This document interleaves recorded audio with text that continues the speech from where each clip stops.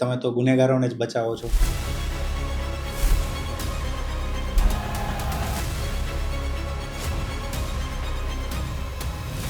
આ કન્સેપ્ટ જે છે ને એ સમાજની અંદર એક ખૂબ જ ખોટો કન્સેપ્ટ છે. તો વકીલ માત્ર પૈસા લઈને કોઈ ક્રિમિનલ્સને છોડાવે છે એવું નથી. તમે માત્ર રેપ અને પોક્સોના જ કેસ લો છો, બીજા કેસને તમે નથી કન્સિડર કરતા. મર્ડર કેસ જે છે એ અમારા માટે ચેલેન્જ માટેના બહુ સામાન્ય કેસીસની ગણતરીમાં અમારા માટે ગણાય. વ્યક્તિના 15 16 ટુકડા કાપીને કર્યા છે તો એવા આરોપીને કેવી રીતે છોડાવાય. ભારતમાં છે ને આપણે આમ જોવા જઈએ ને તો રેપ કેસીસ, બળાત્કારના કેસીસ ઘણા ખરા વધતા જાય છે. એ વધી રહ્યા છે કે રિપોર્ટ વધારે થઈ રહ્યા છે? ફોલ્સ નંબર ઓફ કેસીસ જે છે એ વધારે છે. મેડિકલ જ્યુરિસ્પ્રુડન્સમાં એવું લખ્યું છે, a man can not rape a woman except and otherwise the man is having stout body and the victim is a minor one, small one or incapable to react. અને તમે કોઈ પણ સ્ત્રીને જે છે ને એ નબળી ના આપશો. કોઈક છોકરા ઉપર આવી રીતનો ખોટો કેસ થઈ ગયો તો બિચારો તો એક રેપ કેસ સાંભળીને જ કેસીસ જે આ ચાલે છે ને કોર્ટમાં એ 100માંથી 99 કેસમાં આરોપી છૂટી જાય છે. એના પાછળ તો અત્યાર સુધીનો તમારો મોસ્ટ ચેલેન્જિંગ કેસ કયો? Father raped daughter. એક પિતાએ પોતાની પુત્રી પર બળાત્કાર કર્યો. આવું કોઈ વ્યક્તિ કેવી રીતે કરે?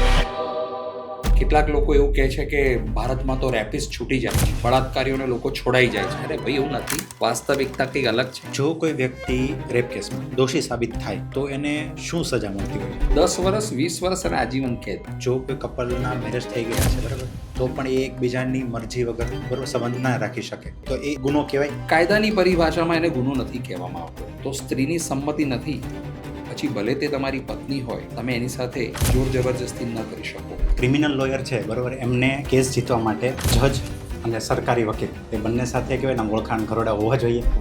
વકીલના વ્યવસાયને જ્યારે અપનાવે ને ત્યારે આવી ભ્રામક માન્યતાઓ સાથે ના ચાલે. ગરોબો કેળવવાથી અને એમની સાથે સારાસારી રાખવાથી જો કેસ જીતાતો હોય તો એ વાતથી હું અસંમત છું. ન્યાય તો મારો રામજી જ કરે, બીજું કોઈ કરતું. જેની પાસે પૈસા છે, જેની પાસે પોલિટિકલ પાવર છે, તે શું ખરેખર એવું છે કે જેલમાં જતા બચી શકે? કે કોઈ વ્યક્તિ તમારી પાસે આવે છે અને તમને કહે છે કે હું એક મર્ડર કરવાનો છું, તમે મને બચાવી લેજો અને આ લો બ્લેન્ક ચેક.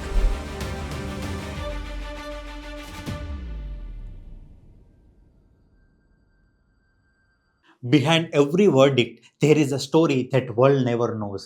આપણા સમાજમાં ક્રિમિનલ લો એક એવી દુનિયા છે જ્યાં દરેક કેસ માત્ર એક ફાઇલ નથી હોતો, પણ એક માણસનું આખું જીવન હોય છે.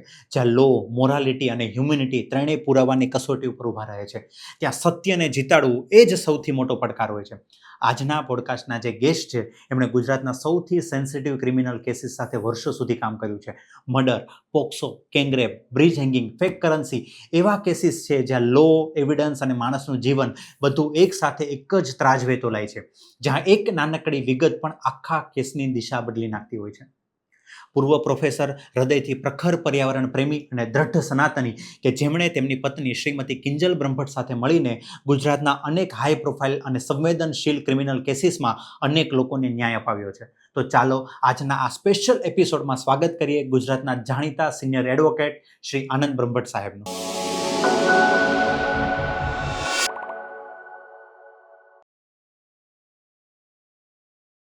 ક્રિમિનલ લોયર છે બરાબર, એમને કેસ જીતવા માટે જજ અને સરકારી વકીલ એ બંને સાથે કહેવાય ને ઓળખાણ ઘરોડા હોવા જોઈએ. કારણ કે આ વસ્તુ એટલે મેં પૂછી કે આવું ઘણી વાર કેવું છે કે આમ સાંભળવા મળતું હોય છે. કેટલાક અંશે જજ સાહેબને માનથી જોવા અને સરકારી વકીલ સાહેબને પણ જરૂરી માન આપવું એ જરૂરી છે, પરંતુ ગરોબો કેળવવાથી અને એમની સાથે સારાસારી રાખવાથી જો કેસ જીતાતો હોય તો એ વાતથી હું અસંમત છું. આપણે ઘણી વાર મૂવીમાં બી જોતા હોઈએ કે જે વકીલ હોય ને એ જજ સાથે આમ બહુ સારાસારી રાખતા હોય બરાબર. એટલે શું થાય કે એક કોમન પીપલની દ્રષ્ટિએ જોઈએ ને તો અમે તો કોર્ટરૂમ એ જ જોઈ છે જે મૂવીમાં દેખાડી છે. અમે કન્વર્સેશન એ જ સાંભળ્યા જે મૂવીમાં દેખાડે છે. કારણ કે રિયલ કોર્ટરૂમના એક અંદર શું થતું હોય એ તો અમે જોયું નથી, એટલે મેં એ પર્સપેક્ટિવથી ખાસ પૂછ્યું. વર્ષ 2010ની વાત છે. વર્ષ 2010ની અંદર મારી વકાલતને લગભગ 2-1 વર્ષ જેવું થયું હશે અને એ વખતે એક ટ્રાયલ કે જે બહુ લેન્ધી ચાલેલી અને લગભગ 2-1 વર્ષ સુધી એને જજમેન્ટ આવતા વાર લાગેલી. દલીલોના ચરણ પર પહોંચ્યા પછી, દલીલો કર્યા પછી હું જ્યારે મારી જગ્યાએ આવીને બેઠો ત્યારે ભદ્ર કોર્ટની અંદર વકીલોની બેસવાની હાલત જે છે એ બિસ્માર હતી. અને ત્યાં મને કોર્ટમાંથી જે પર્ટિક્યુલર કોર્ટના જે પટાવાળા ભાઈ હતા એ મને મળવા માટે આવ્યા. આઈને મને કહે છે, જજ સાહેબની ચા લેવા જઉં છું. તો મેં કીધું, ભાઈ તું ત્યાં ચા લેવા જાય, અહીંયા કેમ આવ્યો? મારે તમને એક વાત કહેવી જ કે છે. શું વાત કહેવી છે? કે તમારા ગયા પછી છે ને મને સરકારી વકીલ સાહેબની ઓફિસે મોકલેલો જજ સાહેબે, અને કહ્યું કે જા આ કેસમાં જે બ્રહ્મભટ્ટમાં કે જે વકીલ છે ને સરકારી વકીલ, એને બોલાવી લાવો. પછી કે છે, સાહેબ એ સરકારી વકીલની જોડે બીજા એક સરકારી વકીલ પણ આવ્યા કે છે. જજ સાહેબે એમના ચેમ્બરમાં બેસી અને એમની ડાયરીમાંથી 5 જજમેન્ટની યાદી આપી. પછી મને કહ્યું કે પેલો થપ્પો પડ્યો છે ને સામે જૂના જજમેન્ટ્સનો, એ આ બંનેને આપ. એ બંનેને એ જજમેન્ટનો થપ્પો આપ્યો. એમને કહ્યું કે આ 5 જજમેન્ટ જે મેં તમને આપ્યા એ આમાંથી શોધીને મને આપો, આપણે આ કેસમાં સજા કરીશું. તો પહેલા આપણે ડિસાઇડ જ કરી લીધું, પ્રીમેડિટેટેડલી આવું ડિસાઇડ કરવામાં આવ્યું. એટલે આ જે પટાવાળા ભાઈ હતા એણે મને આખી હકીકતની બીના મને કહી. એટલે મેં કીધું, ભાઈ તું બેસ, હવે તારે ચા લેવા જવાનું નહીં થાય. એટલે મને કે કેમ? તારે મેં કીધું, આ જે હકીકત તે જણાવી છે ને એનું સોગંદનામું કરવું પડશે અને આપણે ફરિયાદ કરીશું. મને કે સાહેબ મારી નોકરી આ નહીં તો બીજા કોઈ કારણથી પણ લઈ જ લેશે કે છે, હું તમને આવા કામમાં મદદ નહીં કરી શકું. તો મેં ભાઈ તે મને આ હકીકત આવીને કહેવાની કોઈ જરૂર હતી? તો હું ચા લેવા જતો હતો ને, તો તારે ચા લાવવાની હતી. તો કે સાહેબ મને તમારી જે છેલ્લી દલીલ હતી ને કે છે એ મગજમાં યાદ રહી ગઈ કે છે, અને એટલે મને લાગી આવ્યું ને એટલે હું તમને કહેવા આવ્યો. હું શું દલીલ હતી મારી છેલ્લી? તો કે સાહેબ તમે એવું કહ્યું ને કે છે કે મારા અસીલ જે છે એની માતા જે છે એ અગરબત્તી વણી અને એણે મને વકાલતની ફી આપી છે, અને અગરબત્તી વણેલા જે પૈસા જે છે ને એણે મને જે પૈસા ચૂકવ્યા ને એ મેં મારા પૈસા મૂકવાના ખાનામાં મેં હજુ પણ એમને એમ રાખ્યા છે.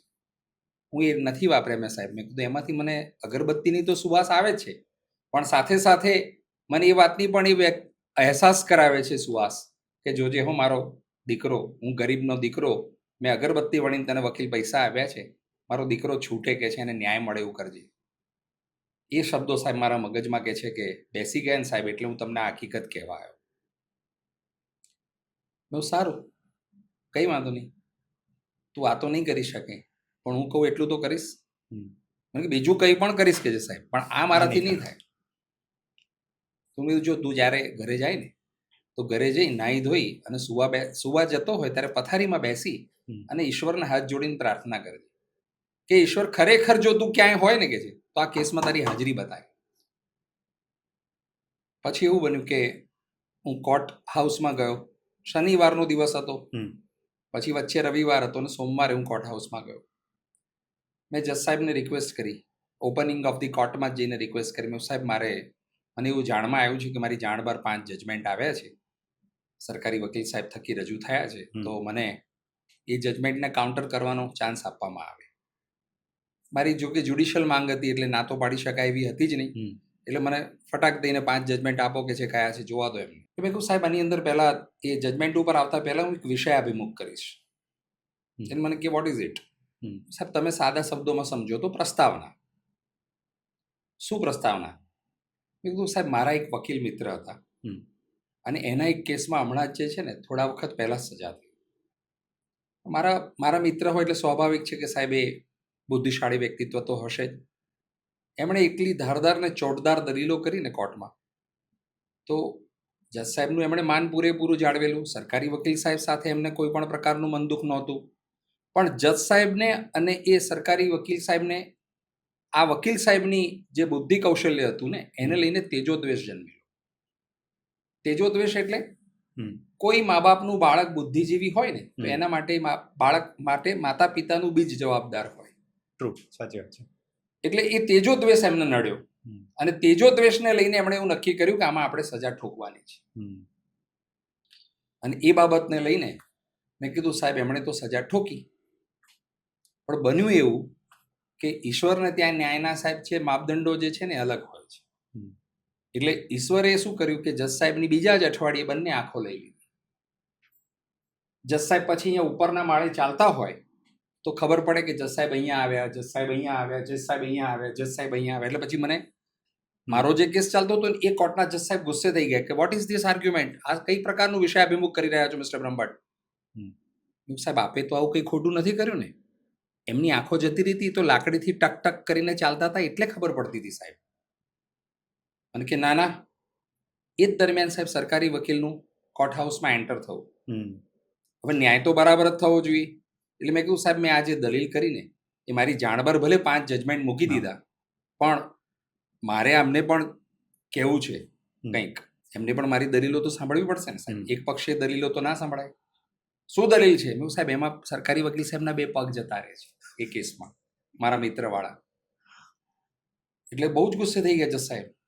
જજ સાહેબ ખૂબ દેખાવડા હતા, ગોરા સરખા હતા, લાલ ગુમ થઈ ગયા. મને કહે છે કે what is this, what you meant to સે?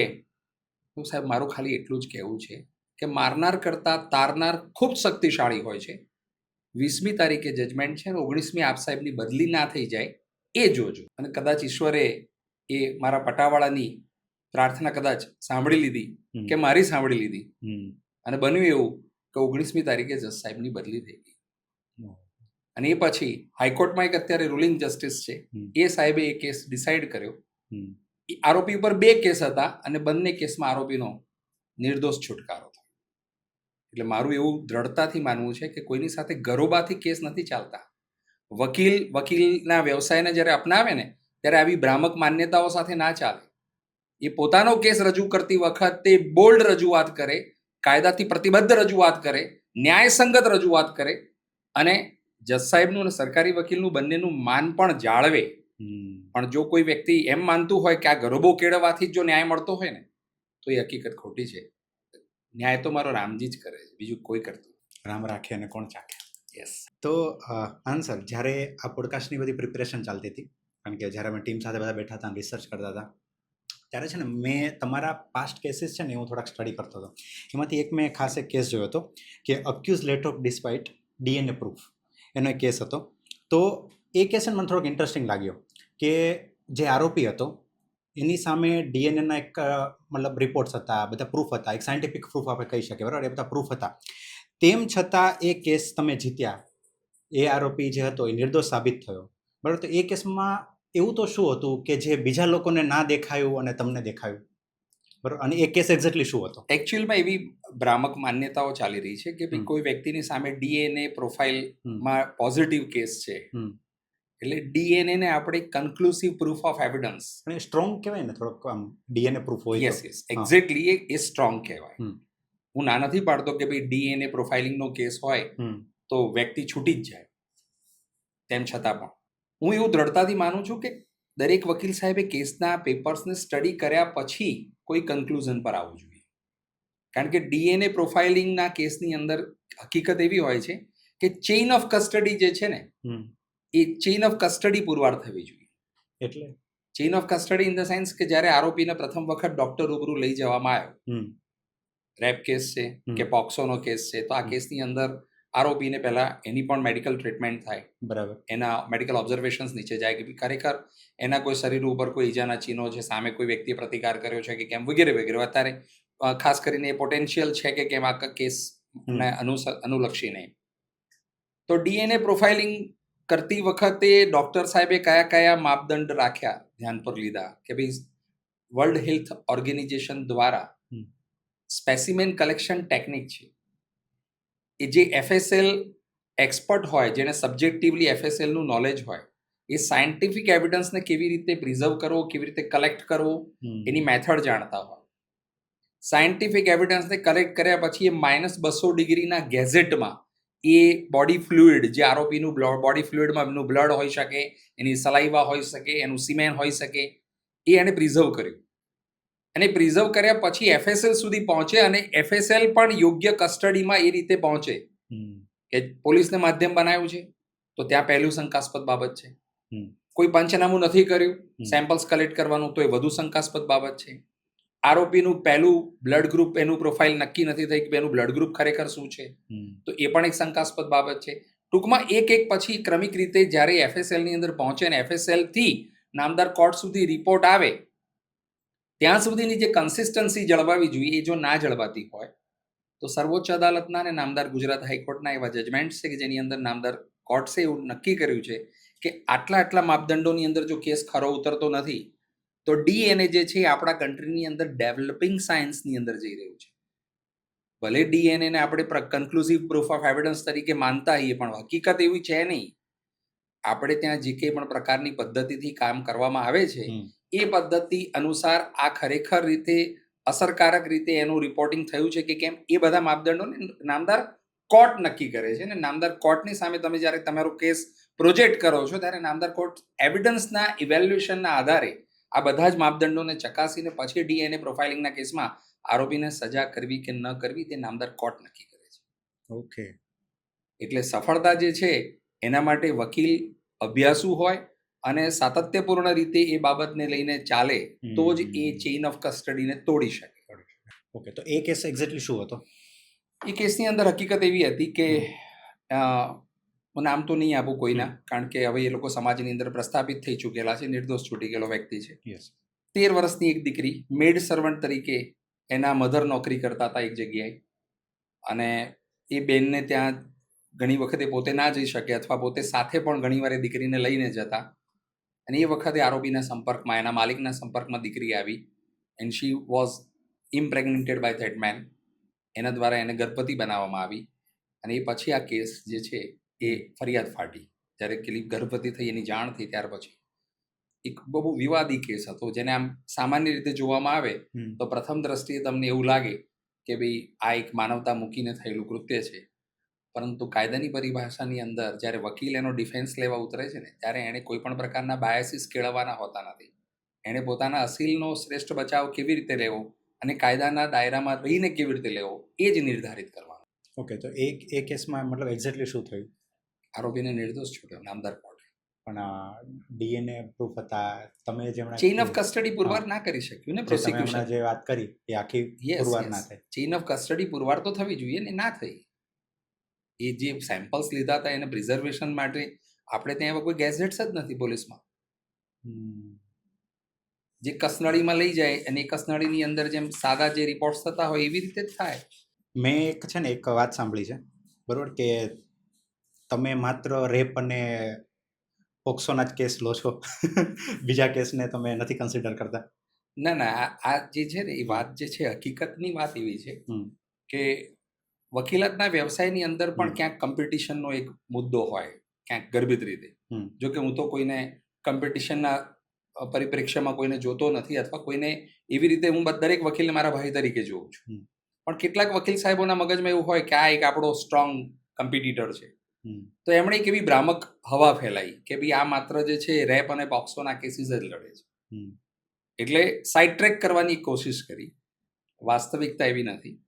વાસ્તવિકતાને એ રીતે જોવી જોઈએ લોકોએ કે જે વ્યક્તિ લાઈવ વિટનેસને, જેણે ખોટા આક્ષેપો કર્યા છે, એને નામદાર કોર્ટની અંદર બહુ જ સરળતાથી ખોટા સાબિત કરી શકે છે. તો જે કિસ્સાની અંદર જે વ્યક્તિનું મૃત્યુ થયું છે અને પછી જે ઊભા કરેલા જે આઈ વિટનેસીસ છે એ અમારા માટે ઓછો ચેલેન્જેબલ કેસ ગણાય કમ્પેર ટુ ઇઝી છે.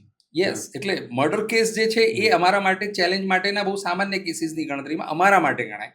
ભલે કાયદાની પરિપ્રેક્ષ્યમાં લોકોના માપદંડ પ્રમાણે બહુ ગંભીર કેસ કહેવાય, પણ જ્યારે અમે ડિફેન્સ કરવા ઉતરીએ ને ત્યારે અમને એ કેસ જે છે એ પોક્સો અને રેપ કરતા મર્ડર કેસની અંદર આરોપીને ડિફેન્ડ કરવું વધારે સરળ પડે.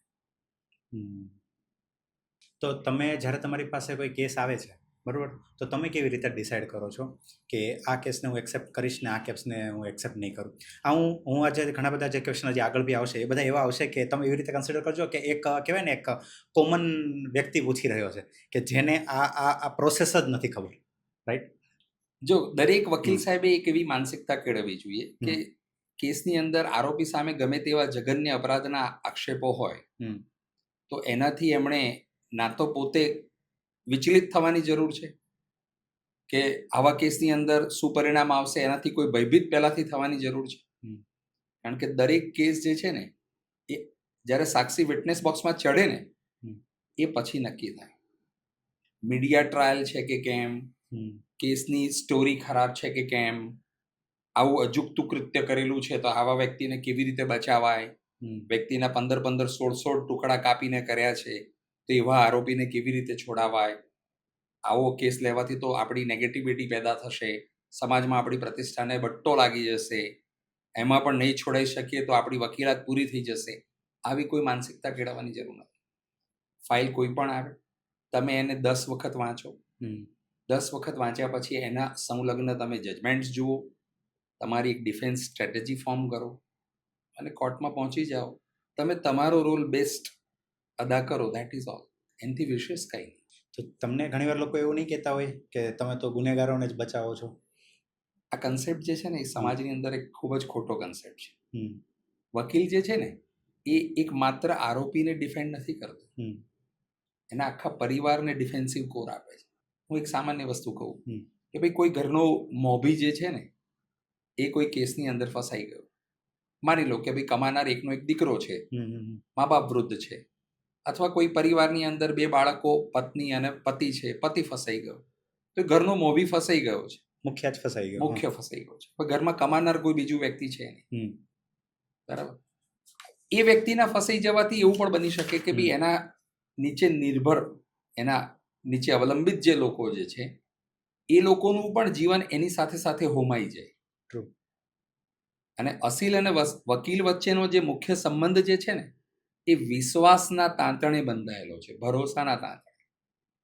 અમદાવાદ શહેરની અંદર 15,000 વકીલ સાહેબો હોય અને જ્યારે અસીલ એના કેસની સિક્રસી તમને આવીને કહે છે, એ કહે છે કે સાહેબ મારાથી આવી ભૂલ થઈ ગઈ છે, હું સ્વીકારું છું તમારી સામે, મારાથી આવું કૃત્ય થઈ ગયું છે. આપણું જે સનાતન જે છે ને એ દરેક વ્યક્તિને એક વખત પોતાના પરિવારમાં પાછું ફરવા માટેની એક પશ્ચાતાપની જે છે એક આપણે ત્યાં એક સાંસ્કૃતિક રીતે, ધાર્મિક રીતે પણ એક ચલણ છે કે ભાઈ વ્યક્તિને પસ્તાવો થતો હોય અથવા એ પશ્ચાતાપ કરતો હોય તો પશ્ચાતાપ પ્રમાણે એને એક વખત એને એમાંથી માફી મળવી જોઈએ. તો એ માફીના ભાગરૂપે સમજો, એ વિશ્વાસના ભાગરૂપે સમજો, એના ઘરના જે અવલંબિત વ્યક્તિઓ જે છે એના ફ્યુચરને કન્સિડર કરીને કરો. તો વકીલ માત્ર પૈસા લઈને કોઈ ક્રિમિનલ્સને છોડાવે છે એવું નથી. વકીલ બહુ જ મોટી જવાબદારી લઈને જીવે છે. એ વ્યક્તિના કેરેક્ટર સાથે એ પરિવારના સદસ્યો, એના પોતાના સદસ્યો છે ને એવી રીતે જીવે ને ત્યારે જે વકીલ જે છે એ અસીલનો કિરદારમાં એનો બચાવ લઈ શકે. એ સિવાય શક્ય નથી. એટલે ક્રિમિનલ્સને બચાવીએ છીએ એવી માનસિકતા ખોટી છે. પૈસા લઈને કોઈ વ્યક્તિને, ગમે તે વ્યક્તિને સાચાનું ખરું ને ખરાનું ખોટું કરીએ એ આ વ્યવસાય નથી. આ અત્યંત ઉમદા વ્યવસાય છે. એટલે વકીલ જે છે ગમે તેટલો ગંભીર કેસ હોય, અજમલ કસાબ જેવા વ્યક્તિને પણ જો ન્યાય માટે આપણા દેશમાંથી, આપણી સંસ્કૃતિ પ્રમાણે જોને વકીલ મળતા હોય ને તો દરેક કિસ્સાની અંદર દરેક વકીલને સમાજમાં પ્રસ્થાપિત થવા માટે એક સક્ષમ બચાવ આપી શકે એવા એક નક્કર, નિર્ભીક એડવોકેટ મળવા જ જોઈએ. તમે હમણાં અત્યારે વાત કરી ત્યારે એક બહુ સરસ વાત કરી કે જે વ્યક્તિ છે અને એમના જે એડવોકેટ છે, વકીલ, એ બંને વચ્ચે ટ્રસ્ટ હોવો જોઈએ, એ વિશ્વાસના તાંત્રે બંધાયેલા છે, રાઈટ? તો તમે 100% તમારી પાસે કોઈ આવે તો તમે શ્યોર હો કે આ વ્યક્તિ મને જે કહેશે બધું સાચું જ કહેશે? જો માણસ માત્રને કોઈ એક ચોક્કસ માપદંડથી તો માપી શકાય એવું હોતું જ નથી. બરાબર છે. બધી જ હકીકત આપણને આવીને જણાવી દેશે એવું પણ નથી.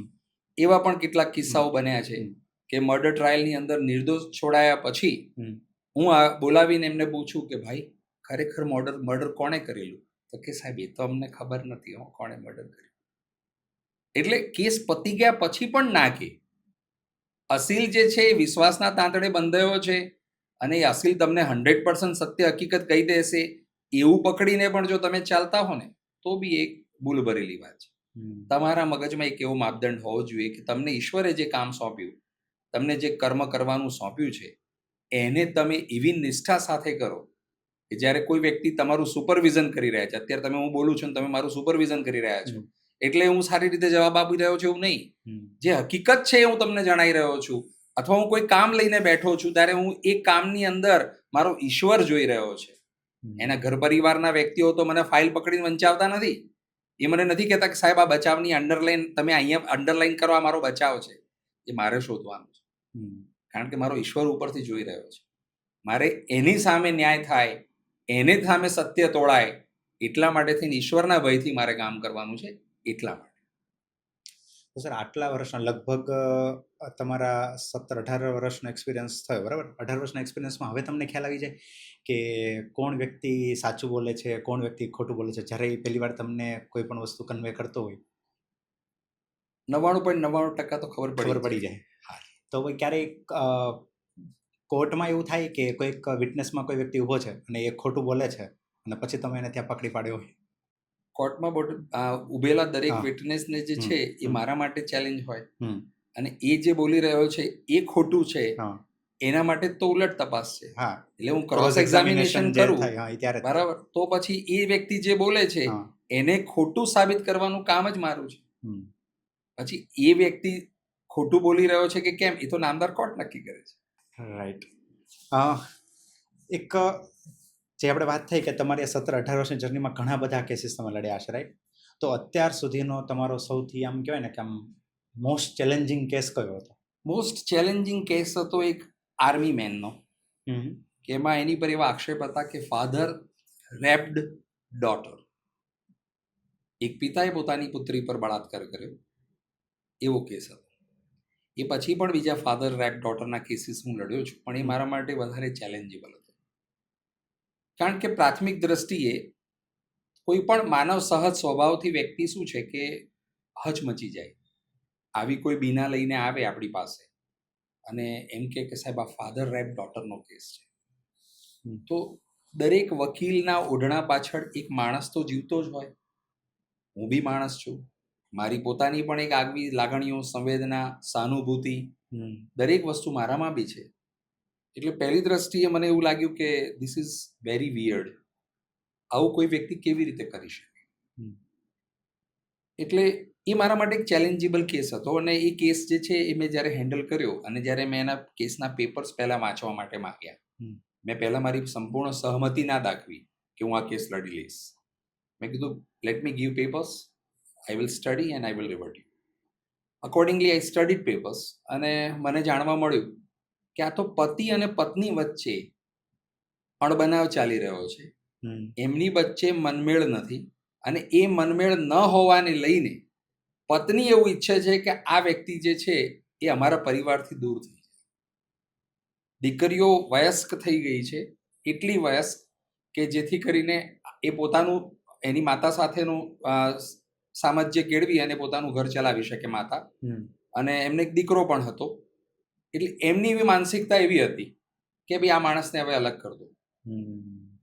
એણે પહેલા 498A પતિ અને સાસરિયા દ્વારા અત્યાચાર, એની નીચે આઈપીસીના હેડમાં એમણે એક ફરિયાદ ઓલરેડી નોંધાવેલી, પણ એમાં એ આર્મી મેન હતો અને એ વ્યક્તિની ટ્રાયલ દરમિયાન ઉપલબ્ધિ બની રહેશે એ ગ્રાઉન્ડને કન્સિડર કરતા કોર્ટે તરત જ જામીન આપી દીધેલા. એટલે એ કેસમાંથી છૂટી ગયો, તો હવે બીજા કયા કેસમાં એને ભરાવી દઈએ? તો એની સામે પોક્સોનો કેસ દાખલ કર્યો. પોક્સો જે છે ને એ હાલ જે છે એ ઘણા બધા કેસીસ જે છે આ રીતે લોકો પોતાના સેલ્ફ વેન્જન્સને લઈને એ એના માટે એને ઇમ્પ્લિમેન્ટેશનમાં મૂકતા હોય એવું ઘણા બધા મેં બ્રીફની અંદર જોયેલું છે. એટલે એ રીતે એ કેસની અંદર એને ફસાવેલો, અને ફસાવેલો તો એવો ફસાવેલો કે એને જે કન્સર્ન પોલીસ સ્ટેશન હતું એ પોલીસ સ્ટેશનની અંદર ફરિયાદ દાખલ કર્યા પહેલા એને લાઈન પહેલા લોકઅપમાં પૂરી દીધેલો. પણ પોલીસ કદાચ એ વાતથી અવગત નહીં હોય કે આ પોલીસ પાસેથી નામદાર કોર્ટમાં રિક્વેસ્ટ કરી અને એ વખતે કસ્ટડીમાં એની સાથે એ રાત્રે જ્યારે રોકાયો ત્યારે એની સાથે કોણ કોણ હતું એવી વિગત પણ આ વકીલ સાહેબ રેકોર્ડ ઉપર લઈ આવશે. અને એ રેકોર્ડ પર લાવવા માટે અમે સફળ રહ્યા. અને જે વ્યક્તિ એની સાથે રાત્રે એ એફઆઈઆર નોંધાઈ એના આગલા દિવસે જે રાત્રે જે કસ્ટડીમાં હતો પોલીસ કસ્ટડીમાં, એ વ્યક્તિને અમે ડિફેન્સ વિટનેસમાં તપાસ્યો અને મેં એસ્ટાબ્લિશ કર્યું કે એની ઉપર pre design, premeditated, crafted complain છે અને એને આ રીતે ખોટી રીતે ફસાયેલો છે. એની પત્નીએ પહેલા આ રીતના 498 એના કેસીસ પણ એની પર કરી ચૂકેલી છે અને એમાં સફળતા ના મળી. એને સફળતા ન મળતા એણે આને હાથો બનાવ્યો છે પોક્સોને, અને then he was acquitted by the honourable court. 102 પાનાની મારી દલીલ હતી, નામદાર જજ સાહેબે 103 પાનાનું જજમેન્ટ આપ્યું. તો આવા તો ડિફિકલ્ટ ને આવા ચેલેન્જિંગ કેસ તો કન્ટિન્યુઅસ ચાલતા જ રહેતા હશે. આપતા જ રે ભગવાન. એક હાઇપોથેટિકલ એક સિચ્યુએશન લઈએ કે ધારો કે કે કોઈ વ્યક્તિ તમારી પાસે આવે છે અને તમને કહે છે કે હું એક મર્ડર કરવાનો છું, હું એક હત્યા કરવાનો છું, બરાબર, તમે મને બચાવી લેજો, કે હું ક્યાંય એક પણ જગ્યાએ ફસાવ નહીં, ક્યાંય મારી પૂછપરછ ના થાય, મને કશું જ ના થવું જોઈએ, અને આ લો બ્લેન્ક ચેક. આમાં હવે તમારું એક્શન શું હોય? અમદાવાદ શહેરમાં તો આવી કોઈ હિંમત કરનાર વ્યક્તિ નથી કે જે આવી અજુગતી માંગણી મારી પાસે કરી જાણે. કારણ કે કોઈ મારી પાસે લાંચ નથી માંગતું, તો કોઈ મને આવી લાંચ આપીને અથવા કોઈ આવી ઓફર પ્રલોભનની આપીને મારી જે બુદ્ધિ શક્તિ જે ઈશ્વરે મને આપી છે એ કોઈ વ્યક્તિને મદદરૂપ થવા માટેની આપેલી છે. કોઈ વ્યક્તિની હત્યા માટે હું જવાબદાર ઠરું એ માટે નથી આપેલી. એટલે આવી કોઈ પ્રપોઝલ લઈને પહેલા તો કોઈ આવે જ નહીં, અને આવે તો એને સ્વીકારું નહીં. એટલે મેં કીધું એક હાઇપોથેટિકલ એક સિચ્યુએશન જો આવી હોય, કારણ કે આ મેં એટલે ખાસ કીધું કે ઘણી વાર કેવું હોય કે જે બચાવ વકીલ હોય ને એને ઘણી બધા આવી રીતે જોતા કે ગમે હશે ને બચાવી નહીં, લે છે. અમારો ક્રાઇટેરિયા પણ અલગ છે. આ તો હા. તમને મારે નતું કેવું, પણ હવે હું કહું છું. અમારો ક્રાઇટેરિયા એવો છે કે એકનો એક વ્યક્તિ રિપીટ ઓફેન્ડર તરીકે, એટલે રિપીટ એના એલિગેશન્સ સાથે આવે. માની લો કે કોઈ રેપ કેસની અંદર કે કોઈ મર્ડર કેસની અંદર કોઈ આરોપીને અમે નિર્દોષ છોડાવી લીધો છે કેસની અંદર, નામદાર કોર્ટે એને ગુણદોષ પર નિર્દોષ છોડ્યો છે બરાબર. ઈશ્વરની કૃપાથી, અમે જે મહેનત કરી એના બલબૂતા ઉપર. હવે એ વ્યક્તિ એવું સમજી જાણે છે કે ભાઈ આ વ્યક્તિ જે છે હું કોઈ બીજો ગુનો કરીશ ને તો બી મને છોડાવી લેશે. તો અમે રિપીટ ઓફેન્ડરનો કેસ નથી લેતા, કારણ કે અમે આ માતૃભૂમિ સાથે, આ જમીન પર અમારું ઋણ છે. અમે અમારી માટી સાથે ગદ્દારી કરી અને અમારી આ બુદ્ધિ વેચી અને કોઈ ક્રિમિનલ્સને પ્રોત્સાહન નથી આપતા. આ અમારા વ્યવસાયનું માપદંડ છે. તો એવું થતું પણ હશે ને કે કોઈક વ્યક્તિને તમે કેસમાં નિર્દોષ સાબિત કર્યો છે અને એ પછી પાછો બીજો ગુનો કરતો હોય, બીજો ગુનો કરીને આવે તો અમે એને ના પાડી દઈએ. જો સેમ સોર્ટ ઓફ ઓફેન્સમાં આવ્યો હોય અને એમને એવું ખબર પડી જાય કે એની મોડસ ઓપરેન્ડી આ જ પ્રકારની છે, હી ઇઝ અ સ્પેસિફિક, એના આ પ્રકારના ક્રાઇમ કરવા ટેવાયેલો છે, તો વી વુડ એવોઇડ હિમ. એને કહી દઈશું કે ભાઈ માફ કરજે, તું ગમે તેટલા પૈસા આપીશ તો આ કેસની અંદર અમે તમને ડિફેન્ડ નહીં કરીએ. એમ નથી કરતા ડિફેન્ડ, એને સ્પષ્ટ ના પાડી દઈએ છીએ. અને જે દિવસે અસીલ નિર્દોષ છૂટે ને એ દિવસે જ અમે એને કહી દઈએ છીએ કે આ જ પ્રકારના સેમ પ્રકારના કોઈ પણ ઓફેન્સમાં તું ફરીથી ફસાય તો અમારું પગથિયું ના ચડતો. સો મેં તમને હમણાં જેમ કીધું ને કે અમે કોર્ટરૂમ ને બધું જોયું હોય તો એ એક ટીવી માધ્યમથી, એક ફિલ્મ માધ્યમથી જોયું હોય, બરાબર, અને જે મૂવીઝમાં બોલિવૂડમાં જે બતાવવામાં આવે છે એ પ્રમાણે જોયું. બટ રિયલ કોર્ટરૂમમાં શું થતું હોય એ કઈ રીતે ડિફરન્ટ છે? રિયલ કોર્ટરૂમમાં પહેલી વાત તો એ કે 2 વિટનેસ બોક્સીસ ના હોય. હે? એક વિટનેસ બોક્સ હોય. બંને સાઈડ ના હોય? હા, હિન્દી ફિલ્મમાં આપણે જોઈએ ને કે 2 વિટનેસ બોક્સ 2 બાજુ ઊભા હોય, એક બાજુ ફરિયાદી ઊભો હોય, એક બાજુ આરોપી ઊભો હોય. એવું ના હોય.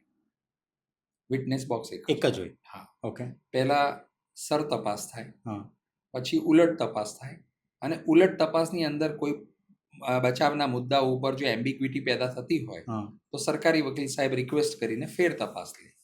બરાબર. અને આ ત્રણેયનું જે કોમ્બિનેશન હોય એને જુબાની કહેવાય, એને ડિપોઝિશન કહેવાય, પુરાવો કહેવાય. બરોબર. એટલે એ કોર્ટ, જે હાઇપોથેટિક કોર્ટ જે ફિલ્મ્સમાં બતાવે છે અને રિયાલિટીમાં જે કોર્ટ જે છે એ બેમાં ફરક છે. એમાં તો હાઈકોર્ટની અંદર પણ વિટનેસ બોક્સમાં ઊભા હોય, એવું નથી હોતું. ટ્રાયલ કોર્ટ એ જે છે એ ઓરિજિનલ કોર્ટ છે. Original court in the sense કે ત્યાં લાઈવ એવિડન્સ રેકોર્ડ થાય. નામદાર હાઈકોર્ટમાં અને નામદાર સર્વોચ્ચ અદાલતમાં એ જે અહીંયા એવિડન્સ લોક થઈ ચૂક્યો છે, જે સાક્ષીઓએ જુબાની વિટનેસ બોક્સમાં ઊભા રહીને આપી દીધી છે, એ મુદ્દા ઉપર માત્ર ને માત્ર જજમેન્ટના પરિપ્રેક્ષ્યમાં, જુબાનીઓના પરિપ્રેક્ષ્યમાં માત્ર લો પોઈન્ટ ઉપર ડિસ્કશન થાય, અને એ આર્ગ્યુમેન્ટ્સ જે લો પોઈન્ટ્સની જે છે એને કન્સિડર કરતા જે નીચલી કોર્ટે, યાની કે ટ્રાયલ કોર્ટે જે જજમેન્ટ આપ્યું છે એ ફેરે છે કે કેમ, એ ફેરવવા યોગ્ય છે કે કેમ, એ નામદાર હાઈકોર્ટ કે સર્વોચ્ચ અદાલત નક્કી કરે. That is all. સો આપણે ઇન્ડિયામાં જોઈએ તો ઘણીવાર આપણે એ બધું સાંભળતા હોઈએ છીએ, લોકોના મોઢે સાંભળતા હોઈએ છીએ કે તમારા ઉપર કોઈ કેસ થયો છે અથવા તો તમે કેસ કર્યો છો તો વર્ષોના વર્ષો લાગી જશે સોલ્વ થતા, તારીખ ઉપર તારીખો મળતી રહેશે. તો આવું કેમ થાય છે? એનો જવાબ થોડો લાંબો છે પણ આપવો જરૂરી છે. પહેલે ત્યાં તો અત્યારે આપણે ત્યાં જે ન્યાય વ્યવસ્થા જે છે ને એ ખરાબ છે એવું નથી કહેતો, પણ દર 3 વર્ષે જજ સાહેબની બદલી થઈ જાય. એટલે ફિક્સ 3 વર્ષે બદલી થઈ એક સ્ટેશન ઉપર, જેમ કે વડોદરા સ્ટેશન ઉપરથી જજ સાહેબ આવ્યા અમદાવાદ સિટી સિવિલ કોર્ટની અંદર, તો એ 3 વર્ષ સુધી રહે. પછી 3 વર્ષ પછી એમની બદલી બીજી જગ્યાએ થાય, હમ, ઝોન વાઇઝ બદલી થાય. હમ, હવે આજે 3 વર્ષ જે બદલીના જે છે ને એના કરતાં પણ એક વધારે ખરાબ બાબત એ છે કે દર 3 મહિને કોર્ટનો બિઝનેસ બદલાઈ જાય. એટલે કોર્ટ બિઝનેસ બદલાય. કોર્ટ બિઝનેસ એટલે આજે દાખલા તરીકે દીવાની દાવાઓ, સિવિલ કેસીસ ચલાવવાનો જે જજ સાહેબને બિઝનેસ સોંપ્યો, હા, એમને 3 મહિના પછી ક્રિમિનલ સોંપી દેવામાં આવે. જેમને ક્રિમિનલ સોંપ્યું એમને 3 મહિના પછી MACPના કેસીસ આપી દેવામાં આવે. MACPના કેસીસ જેમને આપ્યા છે એમને ઇલેક્ટ્રિસિટીના દાવા ચલાવવા આપી દેવામાં આવે. હમ, એને લીધે શું થાય કે જે કેસ ચાલ્યો એ કેસની અંદર જજ સાહેબે જે સાક્ષીઓનું જે માર્મિક મૂલ્યાંકન જે નજરથી જ કર્યું કે ભાઈ સાક્ષી વિટનેસ બોક્સની અંદર વકીલ સાહેબ ઉલટ તપાસ કરી રહ્યા છે ત્યારે અટકી રહ્યા છે, બરાબર ફ્રીક્વન્ટ જવાબ સરળતાથી નથી આપી રહ્યા, ખચકાટ અનુભવી રહ્યા છે, ટાળી રહ્યા છે, હમ, જવાબ આપવામાં લાંબો સમય લઈ રહ્યા છે, જેને અંગ્રેજીમાં ડેમિનર કહેવાય. હમ, તો આ વર્ડ જે છે એ જસ્ટિફાય થતો નથી હમ, અને કોર્ટ બિઝનેસ બદલાયા કરે હમ, એટલે ફરીથી તમારે નવા જજ સાહેબની સામે નવેસરથી એકડો ઘૂંટવાનો, એ મહિનો એ જજ સાહેબની કેસ સાથે એકસ્ટમ થતા લાગે. જોકે નામદાર સર્વોચ્ચ અદાલતે આ બાબતની સ્પષ્ટ મનાઈ કરેલી છે ચુકાદામાં.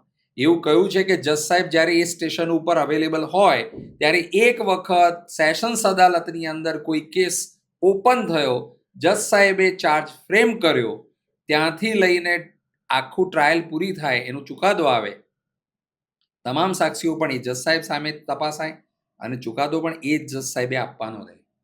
પણ એવું થતું નથી અને ન થવાને લીધે કેસીસ જે છે એ પેન્ડિંગ રહે છે, લાંબા રહે છે. અને બીજી અગત્યની વસ્તુ, આ ત્રીજો મુદ્દો કહું છું તમને. પહેલું તો મેં કહ્યું કે દર 3 વર્ષે બદલે. બીજું મેં આપને એમ કહ્યું કે દર 3 મહિને એમનો બિઝનેસ બદલાઈ જાય, કોર્ટ બિઝનેસ.